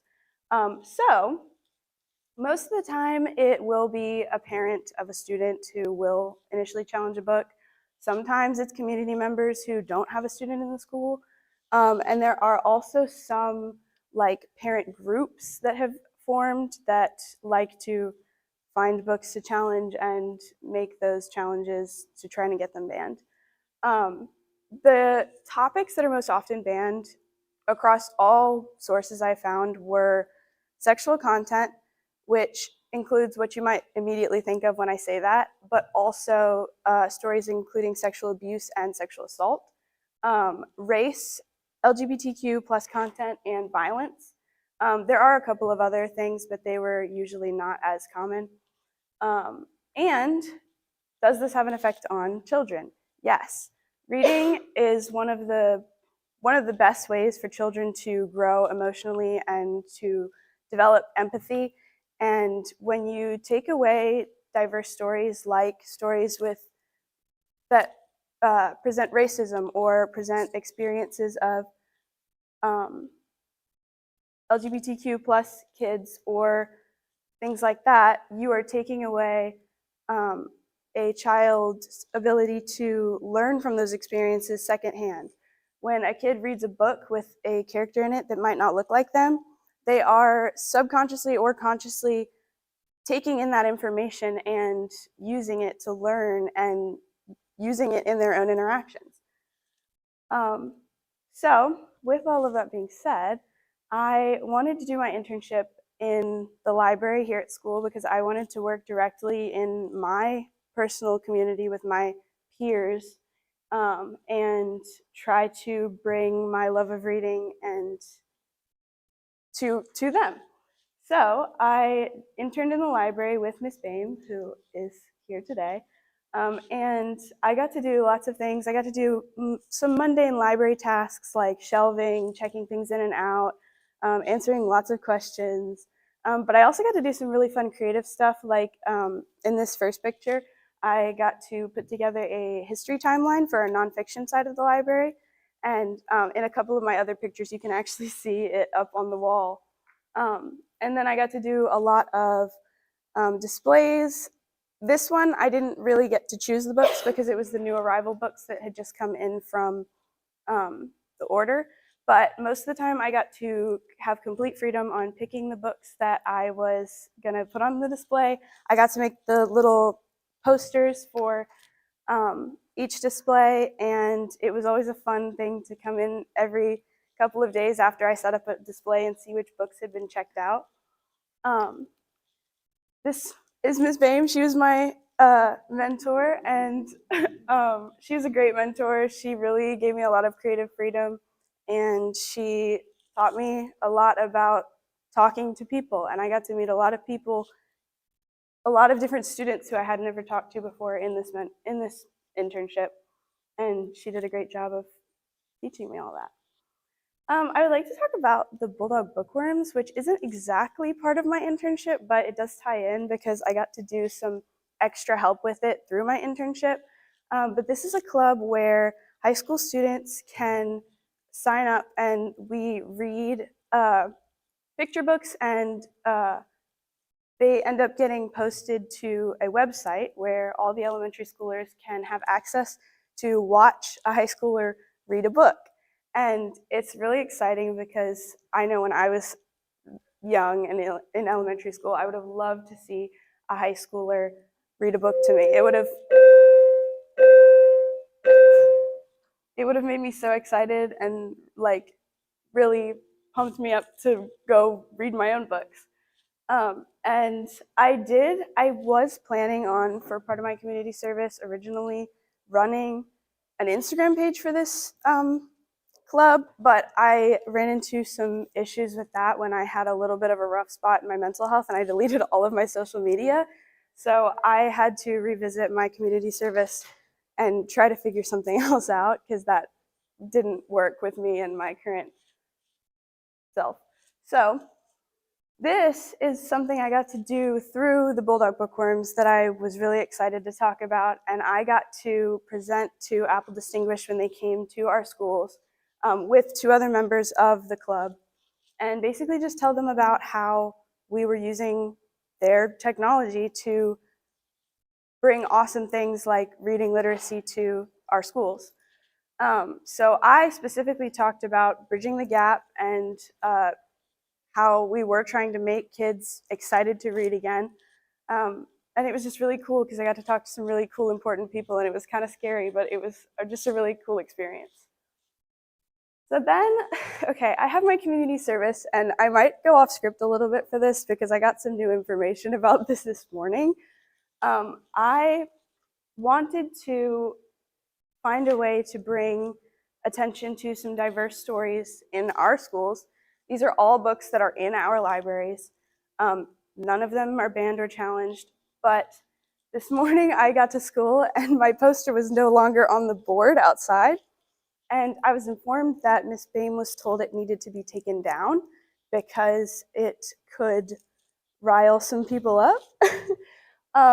So my display is still in the library. If you want to check it out, I would encourage it. But my poster is no longer on the wall.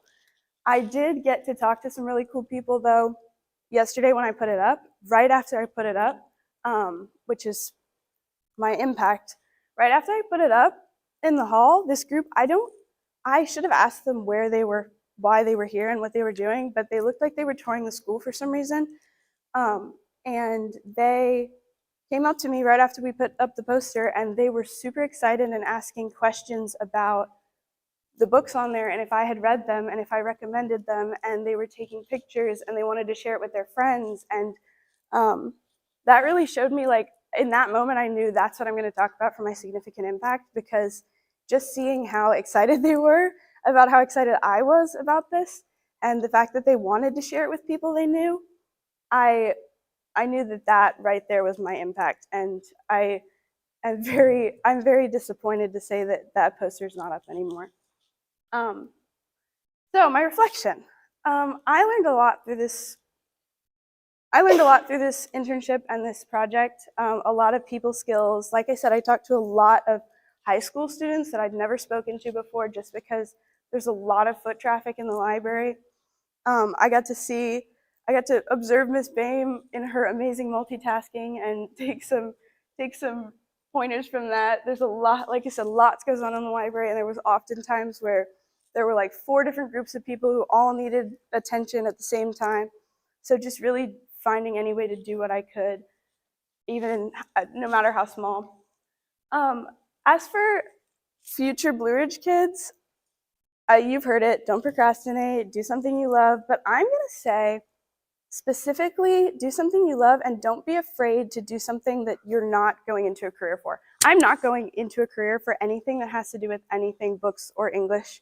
I am going to school for animal science, but I am really passionate about books and reading and literacy, and so I did my project on it. So if you have a passion that's not going to be your career, don't be afraid to do your project on that.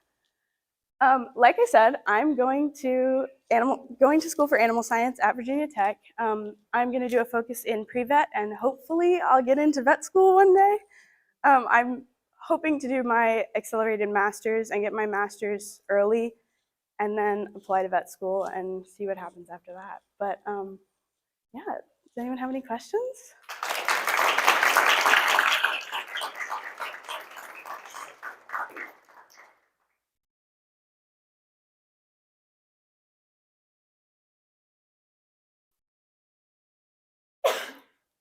If you had asked me before this morning, I probably would have had a different answer, but just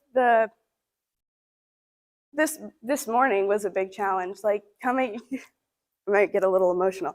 Coming in and seeing that this poster that has only books that are found in our library was taken down because it could cause issues was really difficult for me.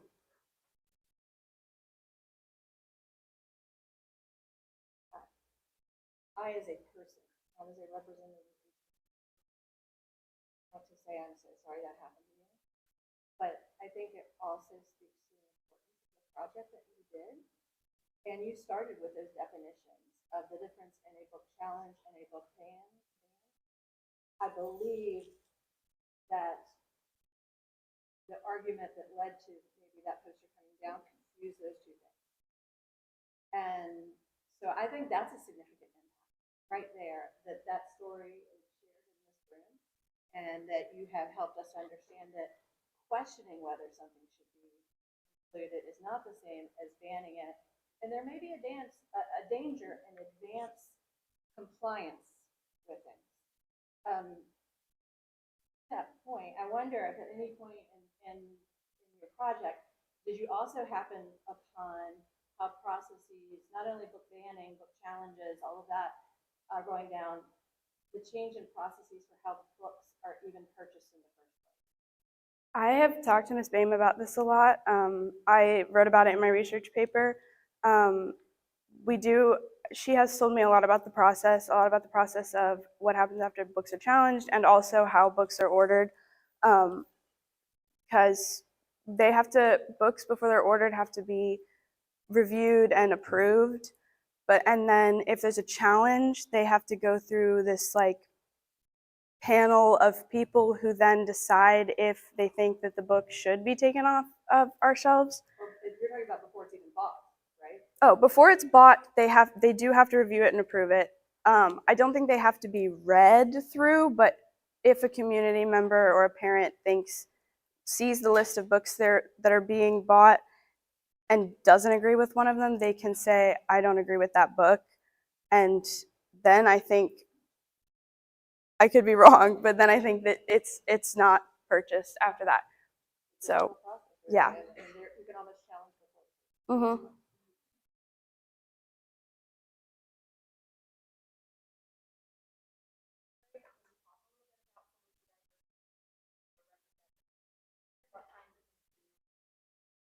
Yeah, I had anywhere from books about characters of color to LGBTQ characters to characters with disabilities. I had books about women in history. There was nonfiction and fiction. Really just anything that somebody could see themselves in who might not have that representation in everything and throughout history.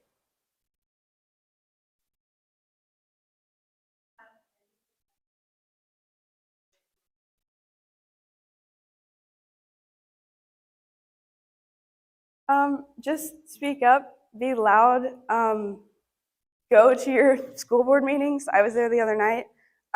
Just make your voice heard, and I think that's the most important thing. Yeah.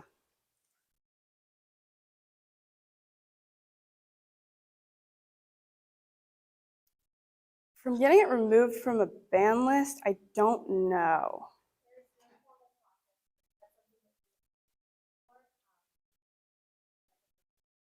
For example, before I was here, we didn't have a full-time librarian for a little while, and some stuff was so we're looking into it.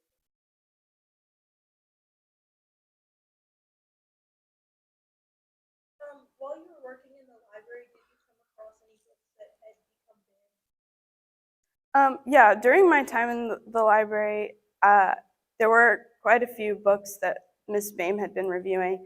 I believe Wicked was removed from the shelves during my internship. At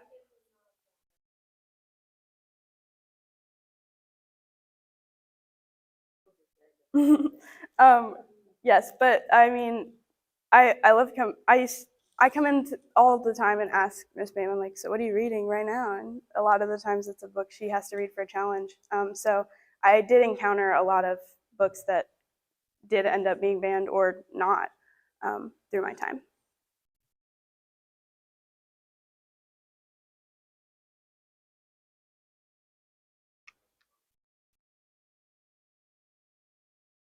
Yeah, I think so. I think the state decides.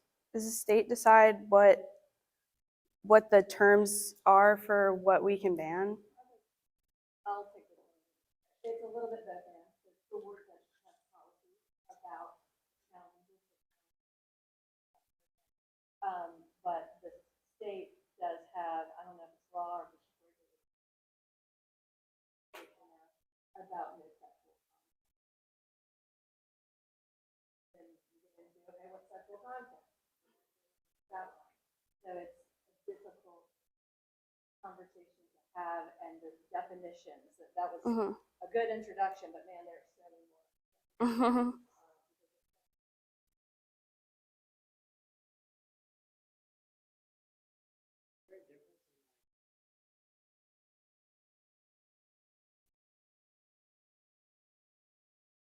I definitely think it's probably a little more strict at the lower level schools. I do know that the only thing that the high school is allowed to ban in our policies is explicit sexual content.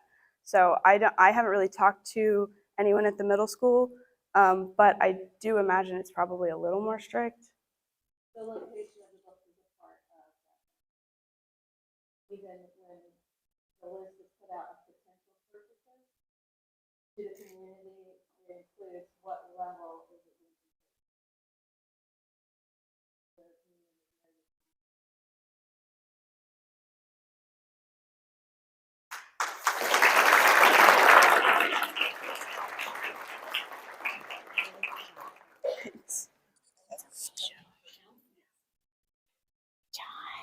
All right. You ready for this?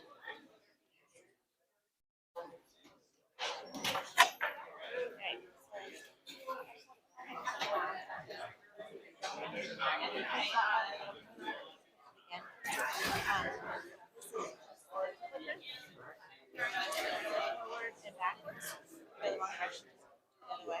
And then if you want, laser isn't such anyway. I'm gonna flip this on for your recording, and then just remember this is your story. If you forget something, skip it. Yeah. If you remember something, add it back in. Also, remember breathe. Yeah. Your brain needs oxygen. So Yes. if you can't think of what to say, or you start to get really nervous, pause, take a deep breath like For I sure. just did. It'll give your body naturally, it just calms us down. It'll give you a little extra oxygen in Okay. your brain to help you think. So, Should I wait for everybody to kind of clear out because of class changes, or? what time is class? Well, class change was at 11:45. Feels like there's a lot of movement right now, so we'll just Yeah, give it for a sure. second so you can we'll settle them down Mhm. before you go. And then you're done. Yep. A couple minutes and it's done. Right? True. And we've never had anybody die. No fatality. That's good. So you should be okay. Yeah. And we're gonna ask you to be on that side just because of the garbage. Yeah, I'm just waiting over here for Yeah, people. we don't. What? No, they're not. I don't think so. Oh, we're waiting on a We judge? lost a bunch of judges. Yeah, yeah, I don't for know sure.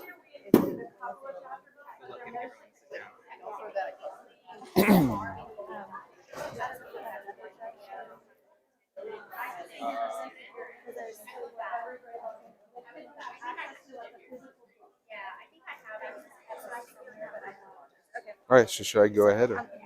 I'm better. Oh, All yeah. right, guys, can we all settle down and we're going to start back up? Please help me welcome John.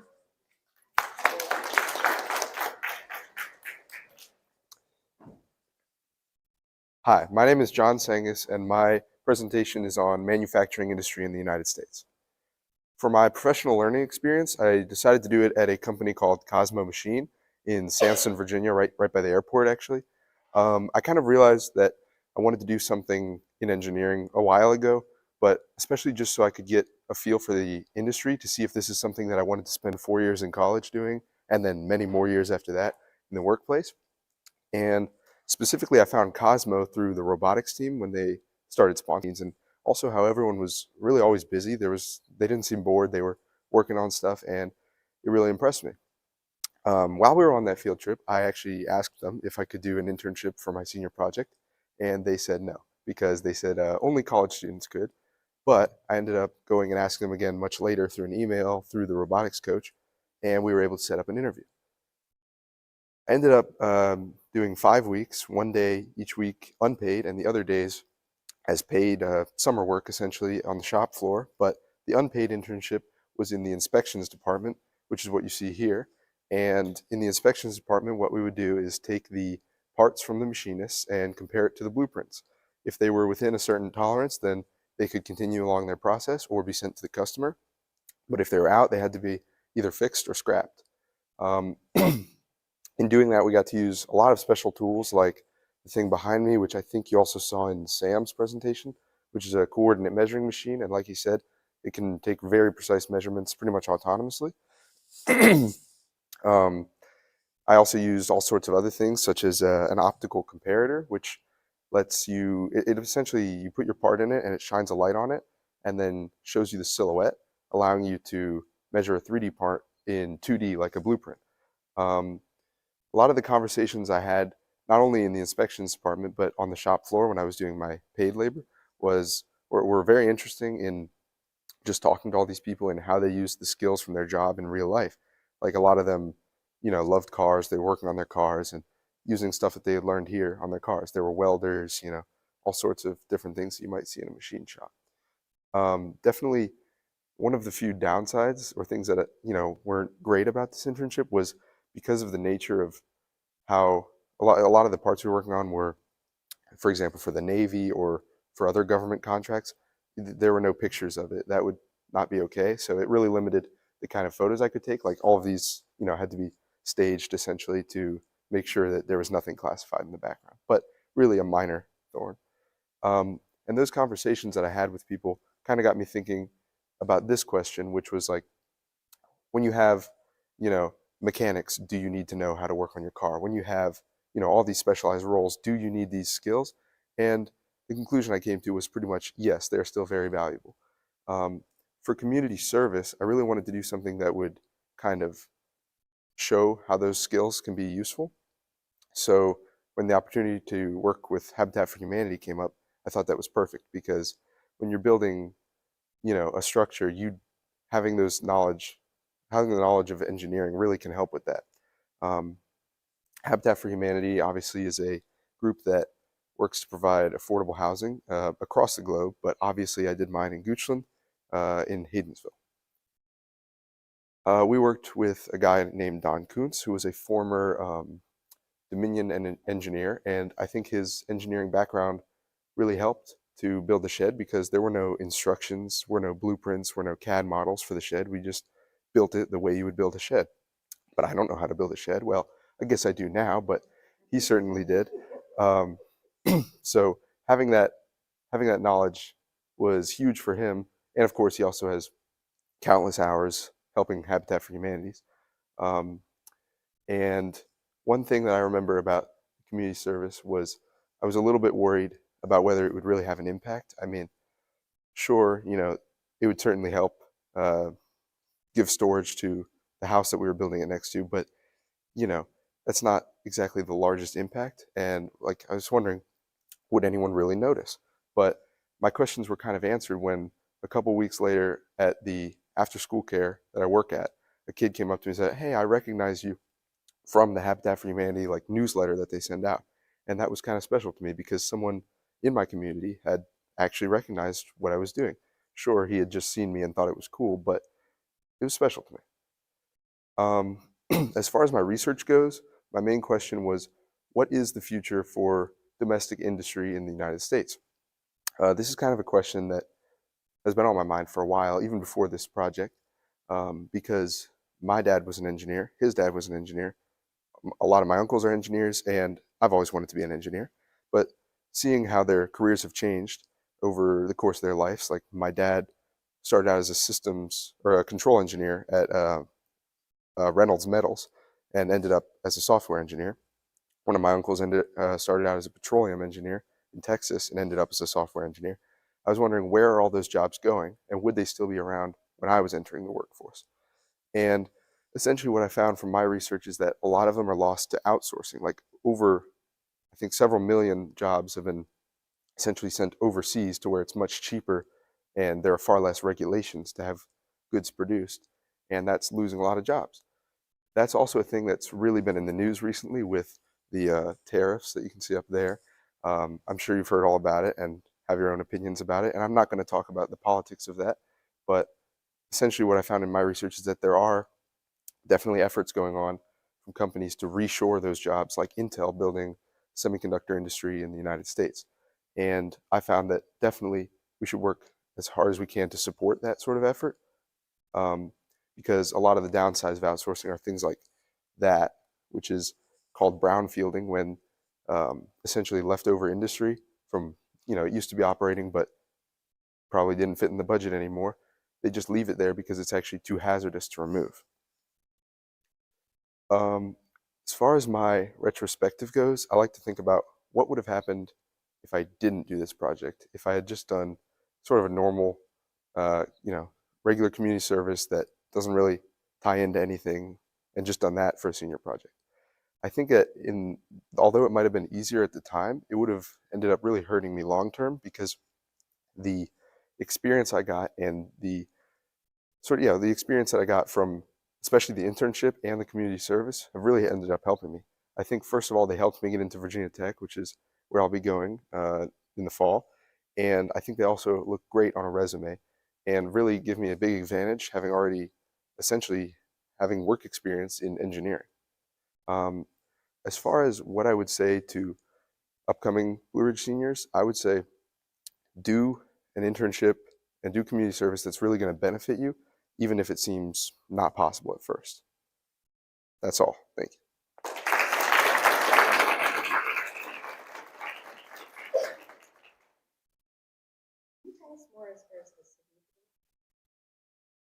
So my community service with Habitat was, like I said, we were building a shed to provide storage for there was this house that they were building, actually for a lady who, her son was disabled and she was a single mother. So it was very difficult on her. And the impact was essentially to really be able to work alongside her and to help her. It was really inspiring to see her, because she was also helping to build not the shed, but the house. So I think our impact was really being able to help those in need and to have that be something that was large enough for people to notice. Mm-hmm.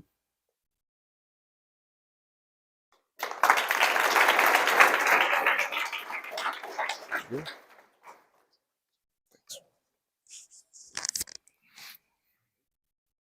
All right, we're gonna take a break for lunch. So judges get to eat first, and then the seniors that have not presented yet, please eat first as well. Yeah, haven't presented yet today, that are on the last three for the day, and then the rest of the Blue Ridge seniors may go after that.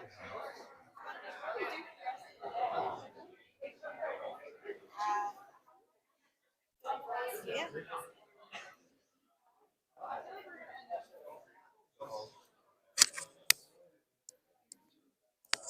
I'm not responsible after.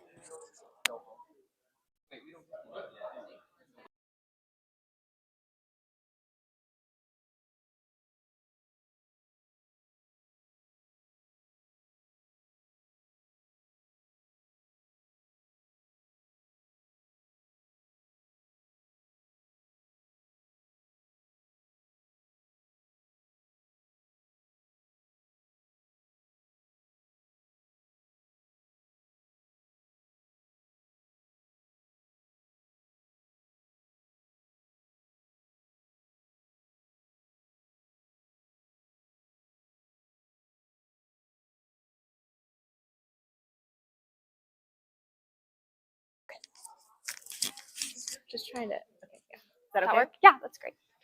And then this is the clicker, and so it's forward and backwards, pretty basic. And then this is if you want to do the laser. Okay. The sunshine. Wait, this one right here? Yeah, that's the sunshine. And then this is backwards and forwards?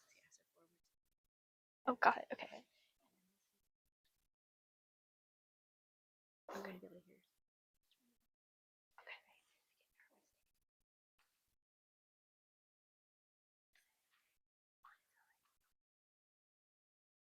All right, please help me welcome Callie. Do you want me to go to that Yeah, side? can you go that side?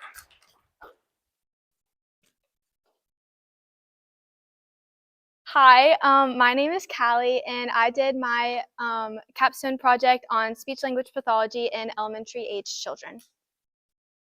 So for those of you that don't know, speech-language pathology is the healthcare field for speech therapy, and they assess, they diagnose, and treat people with communication or swallowing disorders. So when I first started researching, I came across something really interesting that I hadn't really thought about before, and it's that speech therapists come across a lot of different ethical considerations in their scope of work, and some of these ethical considerations are insurance issues or dual relationships or confidentiality breaches. Confidentiality can be a big ethical dilemma because let's say a student tells the therapist something that's really personal and private, and the therapist feels the need to tell someone else about it or the parent, and they know they can't. That can be an issue. Insurance is an issue because sometimes insurance doesn't cover a child getting therapy. And then dual relationships is an issue because let's say the speech therapist has a relationship with a student outside of just being their therapist, like they know them from another different family or something. It can just be unprofessional. So I did my internship at both Randolph Elementary School and Goochland Elementary School. I interned over 30 hours, and before I did both of these internships, I had to sign a confidentiality agreement, which basically stated that I wasn't allowed to talk about any private or personal information I might have learned about any of these students throughout my internship. It also meant that in all the pictures that I've taken of the students, I had to blur out all their faces so you couldn't identify them. While I wasn't interning, I was able to make copies, walk students from class to class. There was a lot of different things, so I was never just sitting there. I was always doing something. Towards the end of my internship, both of the speech-language pathologists at both schools, they kind of let me take full control and actually teach the students myself, which I thought was really cool because it gave me that experience of actually being a speech therapist. And also by the end, I was kind of able to look at the students' mouths and tell if they're making the right sounds by how their tongue is moving or how their mouths are shaped, which I also thought was really cool. So here were my two mentors. Mrs. D was the speech therapist at Goochland Elementary School, and then Mrs. Phelps was the speech therapist at Randolph Elementary School. And they were both so welcoming to me. They were always answering any questions that I had. They explained everything that was going on really like in depth so I understood. It was just really amazing working with them. So speech therapy can look different for each child that they might treat. So for some students, it might be working on a sound. For other students, it might be working on social cues like following directions or turn taking. For example, in this picture on the left, she's trying to get the student to make the SH sound, and you can't really see her face, but she's kind of copying what Mrs. D is doing in this picture. And then in the picture on the right, this is kind of like a play-based learning environment. She does not talk very much. So these magnetic tiles on the side are each characters or the animals from Brown Bear, What Do You See, the book. And Miss D would read aloud one of the animals and she would have to point to the animal just because she wasn't really that comfortable with talking. So also in speech therapy, you'll encounter times when students don't speak, or if they do speak, it's really hard to understand them. So there are two things that we can do in this situation. The first thing is this middle picture and then this picture go along together. Some of the students have binders, which are just for them. They make personalized image cards, so the different things like the foods that this specific student like, or the drinks, or the games, or toys, activities, just all different things are in this book, and they're attached by Velcro. And then if the student wants to, like let's say play with a car, they'll take the car image off and then put it on top of the binder on the other Velcro, and that's how the speech therapist knows that that's what they want to do. The other thing that we can use to help communicate with these students is use this app on an iPad, and it has a ton of different tiles. Every single word you can think of is on there. I worked with a student at Randolph, and it was really cool to see her use the iPad because she knew exactly where every single word was, which was really impressive. I could not have done that myself, but it was just cool to see how she memorized that entire thing.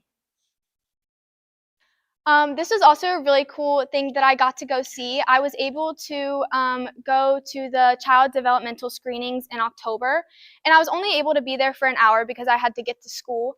But I did get to see some of the different things that this girl did. For example, one of the activities she was able to complete was there was a picture on the piece of paper, and it had like a bunch of different letters randomized, and Mrs. D would read aloud a letter, and then she would have to point to the specific letter that she was reading. So that was really cool. For my community service, I worked with Mrs. Feltz at Randolph Elementary School, and the reason I chose Randolph Elementary School is because I went there for elementary school, so just the environment was a little bit more comfortable for me, and I knew all the teachers would be supportive of whatever I chose to do. So this is the community service. This is what I made for my community service. I made personalized books for each student. So every single book was different, and it contained flashcards, activities, games, vocabulary to work on, just of the different sounds they're trying to make, or if they're working on social cues, just different activities to help with that. And yeah. And yesterday I went and I delivered all the books to each student. And it was really cool because I didn't know if they would be that excited about it because it is a little bit more work, but they all were smiling. It was so cool to see like all the smiles on their faces and how happy they were. They just really enjoyed it. Like during the session, they were like flipping through to see like what kind of activities were in it. And it was just really cool to see that. So I'm hoping that by making these books for the students that they'll take them and take them home over the summer and be able to study them and practice their speech since they won't have speech at school during the summer. I also noticed that during my internship, each student gets one time a week for 30 minutes to work with Mrs. Feltz. And I did also notice that it takes 15 minutes for them to get back on track from the last week that they worked on at speech. So I'm just thinking that it would give them a little bit more time to learn something new and hopefully better understand it and progress a little bit faster in their speech. Oh, this project also made me realize that this is what I want to do in the future, and that I really do enjoy working with kids and understanding how speech works and how the mouth works as well. So advice for future students, I would just say, like everybody else has said, don't procrastinate. I did not procrastinate personally, and I'm very thankful that I didn't because it was really helpful because I had a lot of extra time on my hands. So if I had a lot of homework for another class one night, I was able to take a break from this and get that done, and I wasn't stressed at the very last minute. I would also say do something that you're passionate about because you're working on this project for a really, really long time. And if you do something that you really enjoy doing or that you might want to do in the future, it makes it more exciting. It makes you want to do the project more, like go to your internship or work on your community service. So that's why this project was a lot of fun for me. As for my future plans, I will be attending James Madison University in the fall, and I will be majoring in communication science and disorders. Any questions? I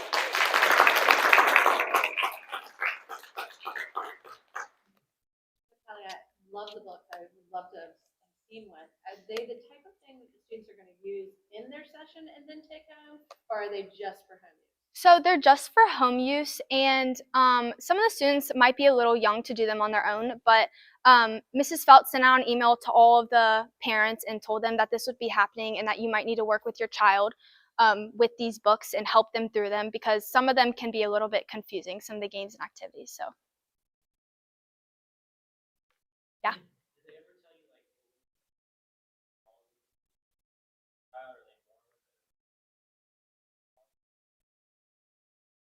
I think a lot of them were born with it. I'm not entirely sure because I never really got that in depth in learning about it. I think most of them were born with it because they were just so young when we were practicing their speech with them. So, yeah.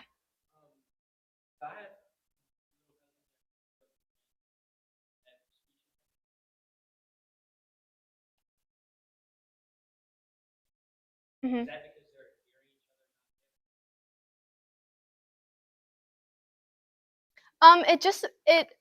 I mean, that's probably one of the causes to it. They just hear it so much that they're like, oh, this is right, and they're used to it. I think it's also muscle memory too. Are they in speech?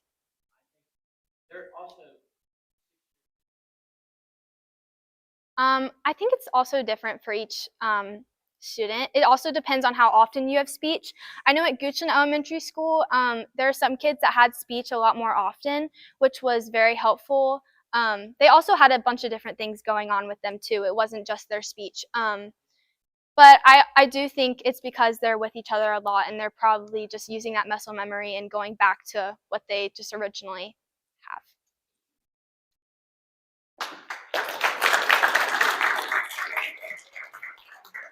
Thank you.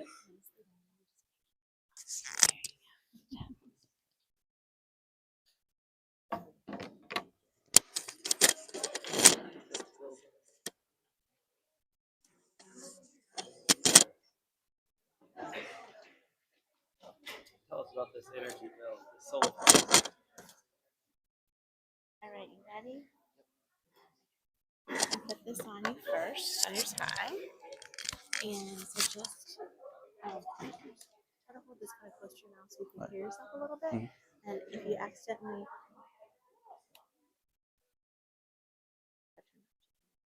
if you accidentally bump that one, it's just it mutes it, so just put it back on. Okay. Just touch it again.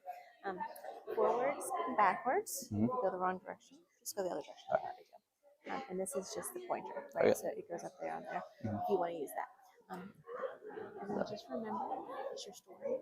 We don't know what you're playing. So if you forget something, just get it. Remember something, put it back in. And remember to breathe. Breathing is important, right? So just knowing that if you get a little nervous, just take a deep breath. Can't think what to say. Take a deep breath, okay? We're gonna give the judges a couple more minutes because they're still writing. So we don't want we want them to be able to write all their thoughts. But it's only for a couple minutes, and then you're done. Yep.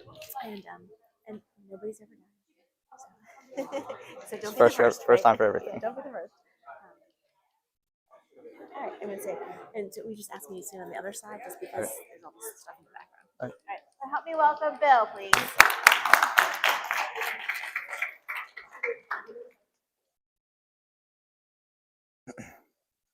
How can engineers impact a community? Hi, my name is Bill Belcher, and I decided to study the impact that engineering can have on a community. Why? I chose to do this topic because I've always been interested in stuff like math, science. I've always been pretty good at it as well. I've always liked designing things. However, I did not know what type of engineering I wanted to do. So this topic allowed me to study the different types of engineering and how they can impact the world in positive or negative ways. I did my professional learning experience with McKinney & Company. It's an engineering firm in Ashland, Virginia. It uses civil engineers, structural engineers, electrical engineers, and architects to plan, design, and create different projects for corporations. Some of these projects are, they've made parts of short pump, like specifically the bridge at the main entrance, the Avia, I think it's called, apartments near Wegmans off Broad Street. And they also made a branch of Afton Chemical, which is where one of my peers did his internship. While I was there, I spent most of my time with my mentors, Frank Wilson, Stuart Grosclose, and Nicholas Gigliotti. They're all civil engineers, but I also spent some time talking to the structural engineers and architects just to get their views and how their workday is. While I was at the office, I spent most of my time with Nick learning how to use the different software they use, like AutoCAD and Revit, to design the buildings and the grading of the ground around it, the water systems, all that. And then we also went to some of the building sites, me, Nick, and Stuart, all went to these. There was a couple warehouses. Some had already been built, some were still in construction. And then we also went to this pond. It was just Nick and I at this place. We basically just had to do like the service checkup on it. We checked the inlets, the outlets to make sure nothing was clogging them. We checked the bed around it to make sure it had enough vegetation. And then we also checked the water itself to make sure there was no like trash or pollution in it. These checkups are just something you have to do every once in a while on projects that you make to make sure they're still working how you designed them, and there's like they're not going to cause any harm. So these are my mentors. That's Frank, that's Stuart, and there was no picture of Nicholas, so didn't have that. Frank, just a little bit about them. Frank went to University of Cape Town in South Africa to study civil engineering. He said the reason he chose civil engineering was he was just always very interested in bridges, so he decided on civil engineering. Stuart, he went to Virginia Tech to study civil engineering, and he was very similar to me. He chose engineering because he's always been good and interested in math and science. And then Nicholas, he also went to Virginia Tech to study civil engineering, and he chose civil engineering because he was around construction a lot when he was growing up. His family was in it, so it was just very familiar to him. For my community service, I worked with Sam Williamson to propose a solution for Goochland High School to become more energy efficient. We proposed that they spend about $3 million to buy and install solar panels. This $3 million would cover about 75% of the total energy usage per month for Goochland High School. And that $3 million would pay itself off after about 9 to 10 years. And after 20 years, the school would save almost $3 million on their energy bills. We also, before we looked at solar panels, we also looked for other solutions like windmills, but they just didn't really work. What are the impacts of engineering? This was my research question, although while I was writing, subconsciously I had another research question, which was if engineering was something that I really wanted to do as a job, and if so, which type? So in my research, I looked at the positives and negatives of engineering, as well as the different types. So some of the positives I looked into were how it can reduce pollution with making more environmentally friendly products, such as reusable water bottles and like smart lights to reduce light pollution. Some of the negatives, actually, it can also cause more pollution because the more you engineer, the more you have to manufacture. And the more you manufacture, the more factories are producing the harmful emissions that can harm the environment. And for the other part of my research was the different types of engineering. I'm not going to list them all, but the three that were most interesting to me was aerospace, mechanical, and civil. Aerospace, as you've heard earlier today, is like planes, spaceships, and space travel.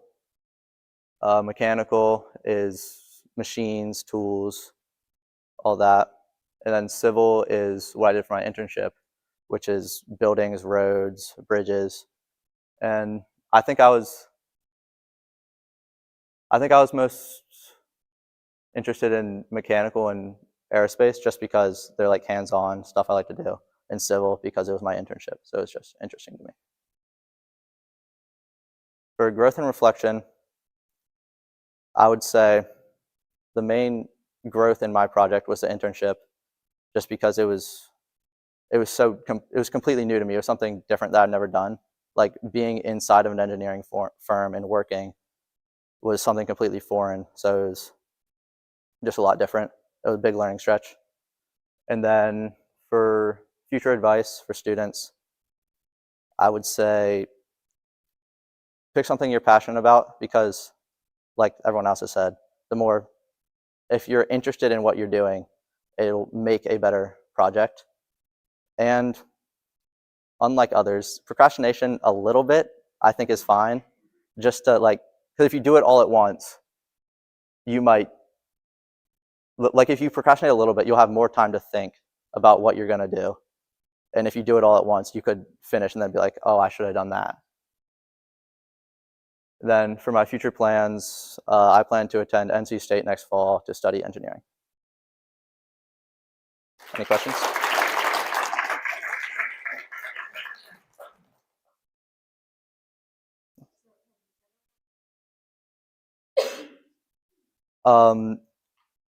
Not completely, but I'm thinking mostly, or like mechanical is probably number one right now. So I'm gonna ask a question, and I feel like we almost touched on it, but in a previous presentation. So you guys did this study about the solar panels on the roof of the high school. Mhm. Where does it go from there? In terms of impact, Mhm. who is it being shared with? So the main impact would be the saved money, which could then go to more pressing matters, like more resources for the students so they can get a better education and like maybe more classes or something.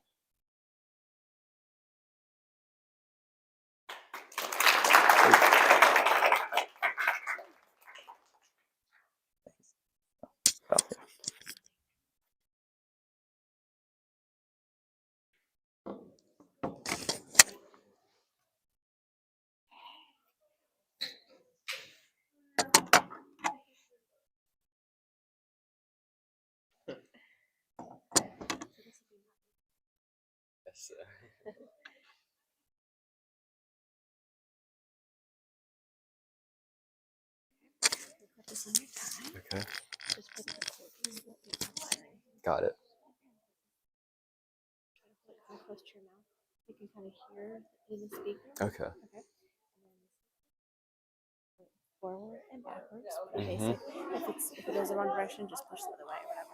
And then this is the pointer. So if you want to use the laser pointer, you can. You don't have to if you want to. Okay. Just remember this is your story. So if you forget something, skip it. If you remember something, add it back in. It's not going to be exactly like you practiced, right? If you can't think of what to say, or you start to feel stress,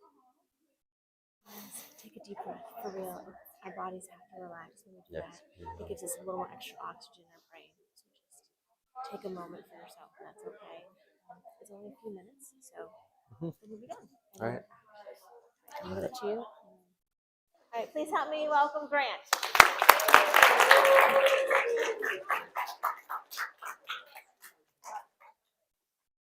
Hello, my name is Grant Cole. I focused my project this year on international relations. I would like to give a forewarning that there is some possibly triggering content. My community service focused heavily on the prevention and prosecution of sexual assault. So if anyone is uncomfortable about that, I'd like to let you know now. So my why for why I'm interested is pretty interesting. I got heavily involved in a little game called GeoGuessr during COVID.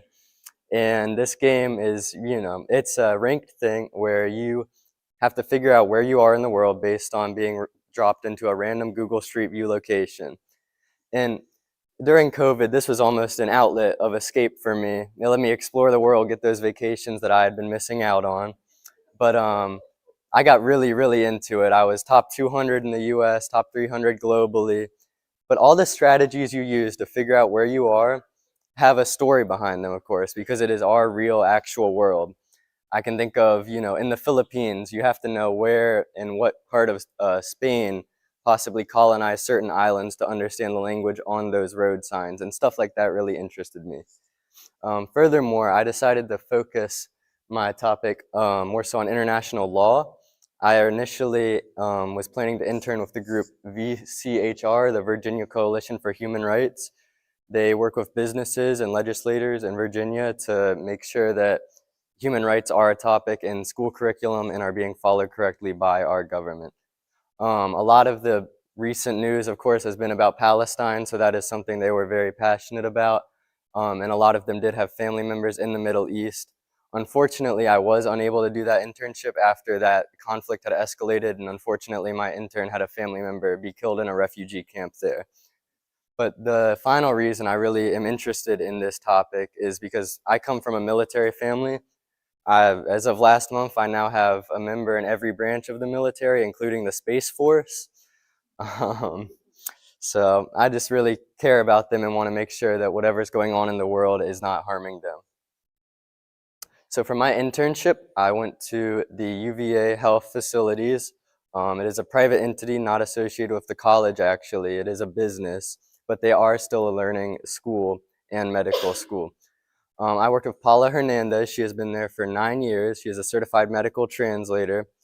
And I followed and shadowed her team of 9 translators who all focused on Spanish. And I was able to go into rooms of patients and hear the interpreters and translators speaking. And that's a picture of me up there in the middle with her. But I'd like to talk about a few things that really stood out to me.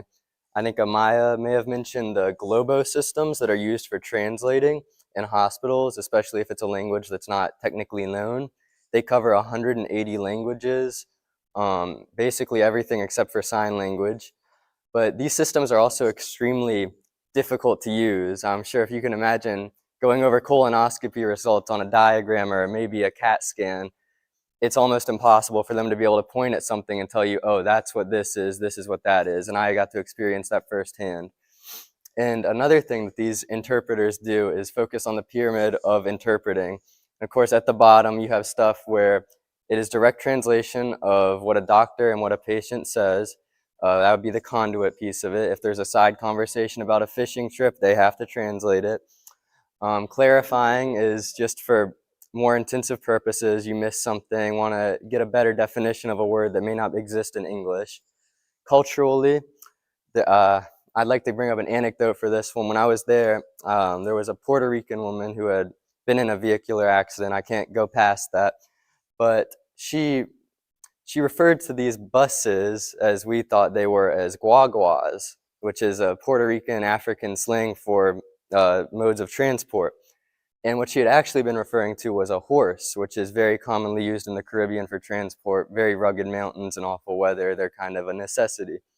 But that's where the cultural piece comes in. The doctor would have never known the difference between the bus and the horse other than the actual injury, obviously. But the translators work to do that.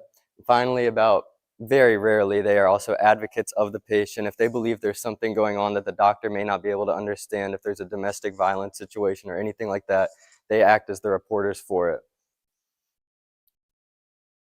For my community service, I worked with Sarah Jennings. She is a part of the medical facility at George Mason University.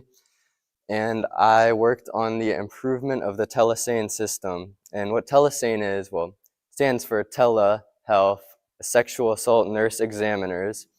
And the tele part of that is, of course, being connected through a screen to these people instead of in person.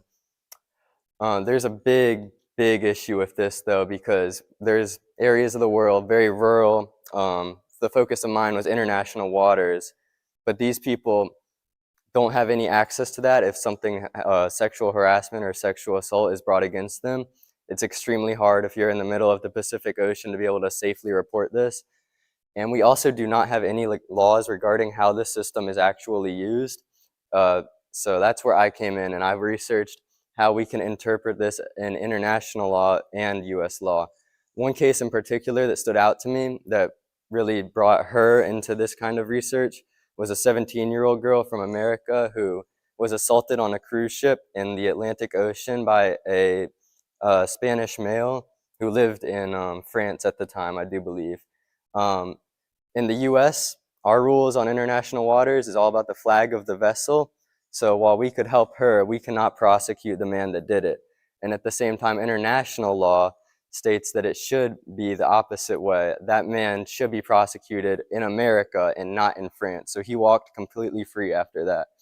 And that's what we're working on here to try to improve that. And what I did to research this was I looked at examples of sexual assault nurse examiners being transitioning into these scenarios. Big one, rural Colorado. They have a lot of issues with this. Very, very few sexual assault nurse examiners. Wait times, if you had gone to an hospital, ranged anywhere from 4 to 10 hours. I'm sure that's extremely painful after that traumatic of an event as well. But through the telehealth version of this, they were able to cut that time down to 30 minutes and allow a much more private and confidential experience. And my research question at its simplest is, why is international law a necessity? Why do we need it, and why should we subscribe to it? And through my research, I found out about a lot of stuff, the successes of past international programs and the failures of where they were not applied. Big one is Taiwan. I'm sure everyone knows about their conflict with China. They were not a subscriber to the UNCLOS or the UN Convention on the Laws of the Sea. If they were, they would have had complete control of the area surrounding their island, rather than China, which, based on historical claims, not internationally recognized claims, they believe they control it. Also, refugees are a very big issue right now, of course, with the conflict in the Middle East. About 2 million more people have been displaced, bringing the refugee count of the world to 27 million in modern times. And our international programs currently cannot help these people, just overwhelmed. We also really fail to understand the cultural nuance behind it, especially in areas like Africa. In Ethiopia, actually, there's a lot of issues as different tribes are put into the same ethnic camps, and they may be the tribes that were warring, causing further issues in these internationally recognized safe places. But on the other side of that, I wanted to know why it was important for a world superpower hegemony like the US to partake in this, because we should be able to do it ourselves. But I found that we were one of 2 countries that are not signatories to the UNDROP, or the UN Declaration on the Rights of Peasants and Other Rural Workers. And the really big clause that stands out in that declaration is that the right to food is a human right.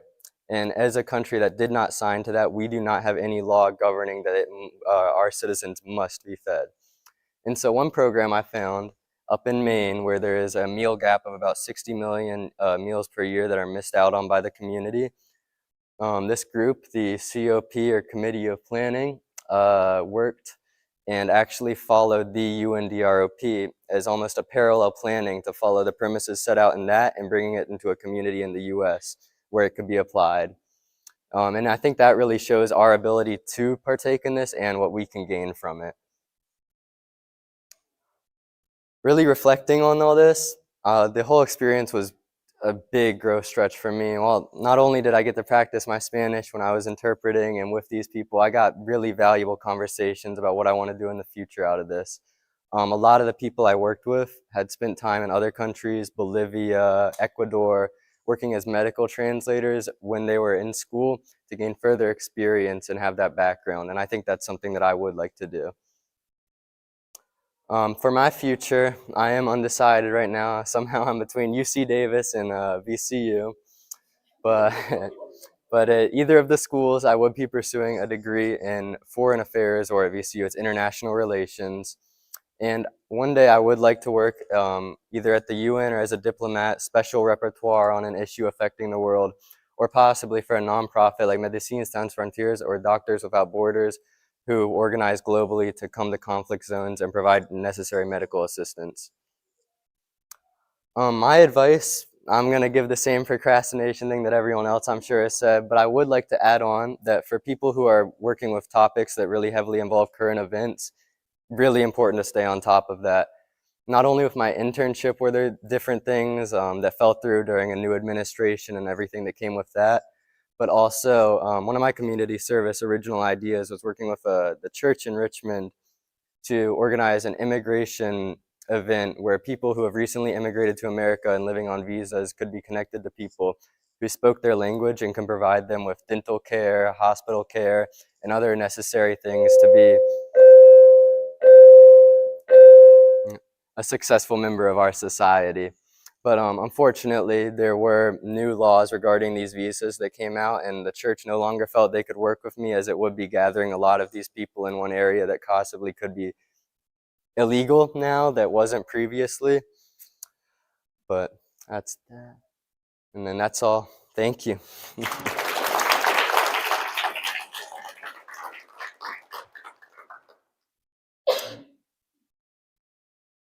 Right, I'm gonna ask questions that Yep. show my ignorance about international law. How or who sets international law? Who enforces? Yeah, so the big group, I'm sure you know, the United Nations, they are, almost every country is a signatory of them and a subscriber to their conferences. But the real driving force behind it right now is the ICC, or International Criminal Court. They were the ones who were set up to prosecute war criminals and the Congo wars and everything related to that. Currently, they are really struggling, though, as a lot of the people that do partake in these aren't actually following what they say they will follow. For example, the Prime Minister of Israel, Netanyahu, he has an arrest warrant, and we are a part of the ICC here in the States. So is the EU. He has traveled to all the European countries basically now, except for a few, and us, and we have not made any meaningful investigation into that. So it's really give and take situation, I guess, throughout the whole world. Yep.